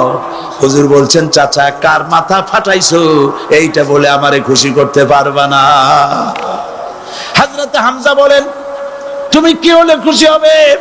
হুজুর বলেন, হামজা চাচা গো, আমি খুশি হব যদি একটিবার চাচা তোমার মুখে শুনতে পাই ঈমানের কালেমা।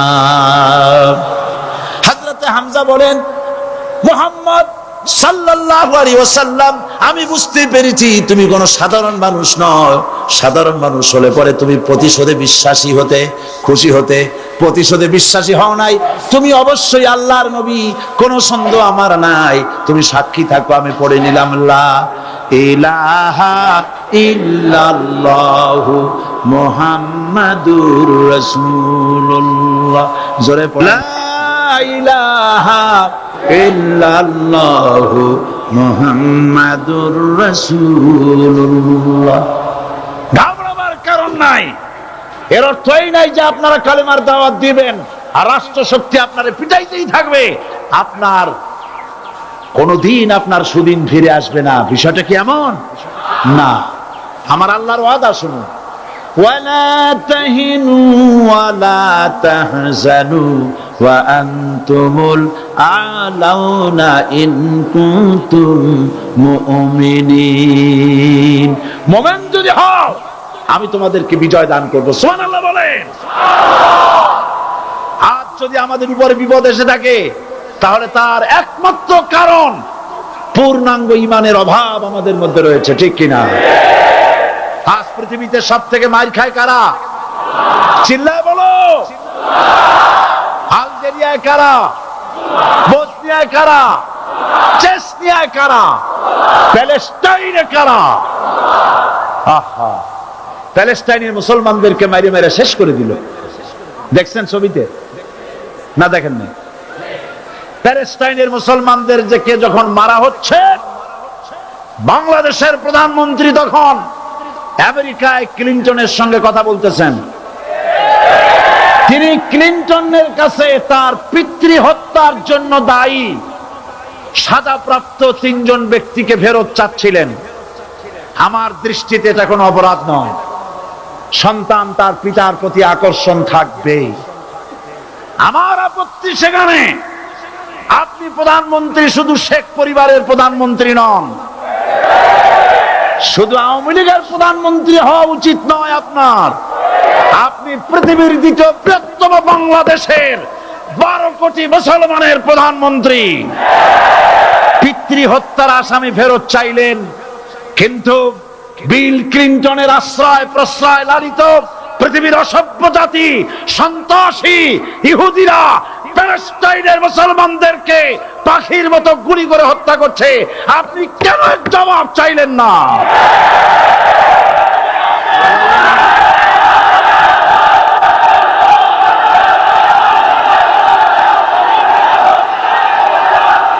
জবাব জবাব আপনি চাইতে পারবেন না, কারণ মুনাফিকদের সাহস হয় না, সাহস হয় মুমিন ব্যক্তি। বিল ক্লিনটনকে বলা দরকার ছিল, এই ইসরায়েলকে তোমরাই বসিয়েছো, মধ্যপ্রাচ্যের বিষ ফোড়ায় পরিণত করেছো তোমরা। তবে হ্যাঁ, যুরিবাত আলাইহিমুয যিল্লাতু ওয়াল মাসকানা ওয়া বাউ বিগাদাবিন মিনাল্লাহ। আল্লাহর গজব আসবে, ইহুদিরা পৃথিবী থেকে নিশ্চিহ্ন হবেই হবে ইনশাআল্লাহ। দেখেছেন তাকায়া প্যালেস্টাইনে ইসরায়েলিরা হেলিকপ্টার, গানশিপ, কামান, বোমা নিক্ষেপ করছে, আর প্যালেস্টাইনের শিশু, কিশোর, যুবকেরা ইহুদিদের নিক্ষিপ্ত বোমা আর কামানের মোকাবেলা করতেছে পাথর দিয়ে। আমি আমার অন্তরের অন্তঃস্থল থেকে ধন্যবাদ জানাই, মোবারকবাদ জানাই খালিদ বিন ওলীদের উত্তরসূরি, খাব্বাব খোবাইবের উত্তরসূরি প্যালেস্টাইনের ওই সব যুবকদেরকে যারা কাফের বেঈমান ইহুদিদের মোকাবেলা করতেছে ইট আর পাথর দিয়ে। আর আমি আমার অন্তরের অন্তঃস্থলের সমস্ত ঘৃণা দিয়ে আমি ধিক্কার জানাই পৃথিবীর মুসলিম শাসকদেরকে যারা মুসলমানদের মার দেখে চুপ করে যারা বসে আছে।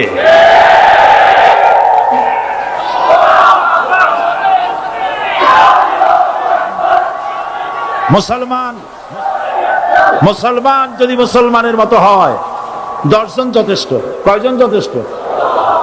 কোথায় আছে কথা? আল্লাহ পাক কোরআন শরীফের মধ্যে বলেছেন, একজন যদি হও ইমানদার মুত্তাকি 10 জনের উপরে বিজয়ী হবে। 10 জন যদি হও 100-র উপরে বিজয়ী হবে। 100 যদি হও 1000-এর উপরে বিজয়ী করব। জোরে বলেন সুবহানাল্লাহ। কবি বলতেছেন, ফিজায়ে বদরে পয়দা কুন ফেরেশতে তেরি নুসরত কো উতার সকতে গর্দু সে কাতার আন্দর কাতার আবি। বদরের মুসলমানদের মতো ঈমান আনো, তাহলে আকাশ থেকে কাতারে কাতারে ফেরেশতা নাজিল করে দিয়ে আল্লাহ পাক তোমাদেরকে সাহায্য করবেন। সুবহানাল্লাহ। সে আল্লাহ আছে না নাই? জোরে বলেন, আছে না নাই?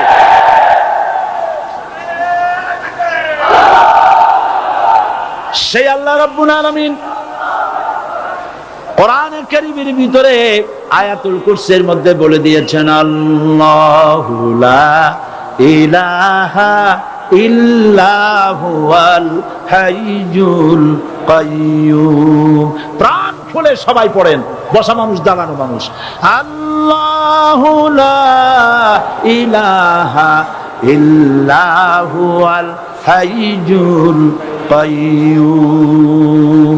আল্লাহ রাব্বুল আলামিন, তিনি ছাড়া কোনো ইলাহ নাই, তিনি সার্বভৌমত্বের মালিক, কেউ নাই আল্লাহ ছাড়া। এই কথা মানুষকে ঘোষণা করতে হবে। বাধা, এই কথা বললেই বাধা দেবে কয় শ্রেণীর লোক? 3 শ্রেণী। প্রথম শ্রেণী হচ্ছে কে? রাষ্ট্রশক্তি। আজও তারা বাধা দিচ্ছে।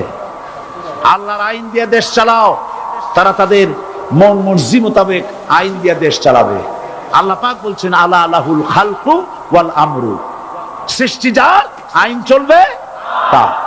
কারো বাবার আইন চলতে পারে না, নিজেদের তৈরি করা আইন চলবে না। ইনিল হুকমু ইল্লা লিল্লাহ। একমাত্র আইন চলবে কার? এই আইন রাসূল করিম সাল্লাল্লাহু আলাইহি ওয়াসাল্লাম মদিনায় কোরআন দিয়ে প্রতিষ্ঠিত করেছিলেন। আল্লাহর বিধান, আল্লাহর সার্বভৌমত্ব কায়েম করেছিলেন। কোরআন সংবিধান হলো, চুরি বন্ধ হলো, ডাকাতি বন্ধ হলো, জেনা বন্ধ হলো, হত্যা বন্ধ হলো, ধর্ষণ বন্ধ হলো, সব কিছু বন্ধ হয়ে গিয়ে মুসলমানেরা শান্তি লাভ করলো, পৃথিবীর মানুষ শান্তি লাভ করলো। সুবহানাল্লাহ ওয়া বিহামদিহি। আজ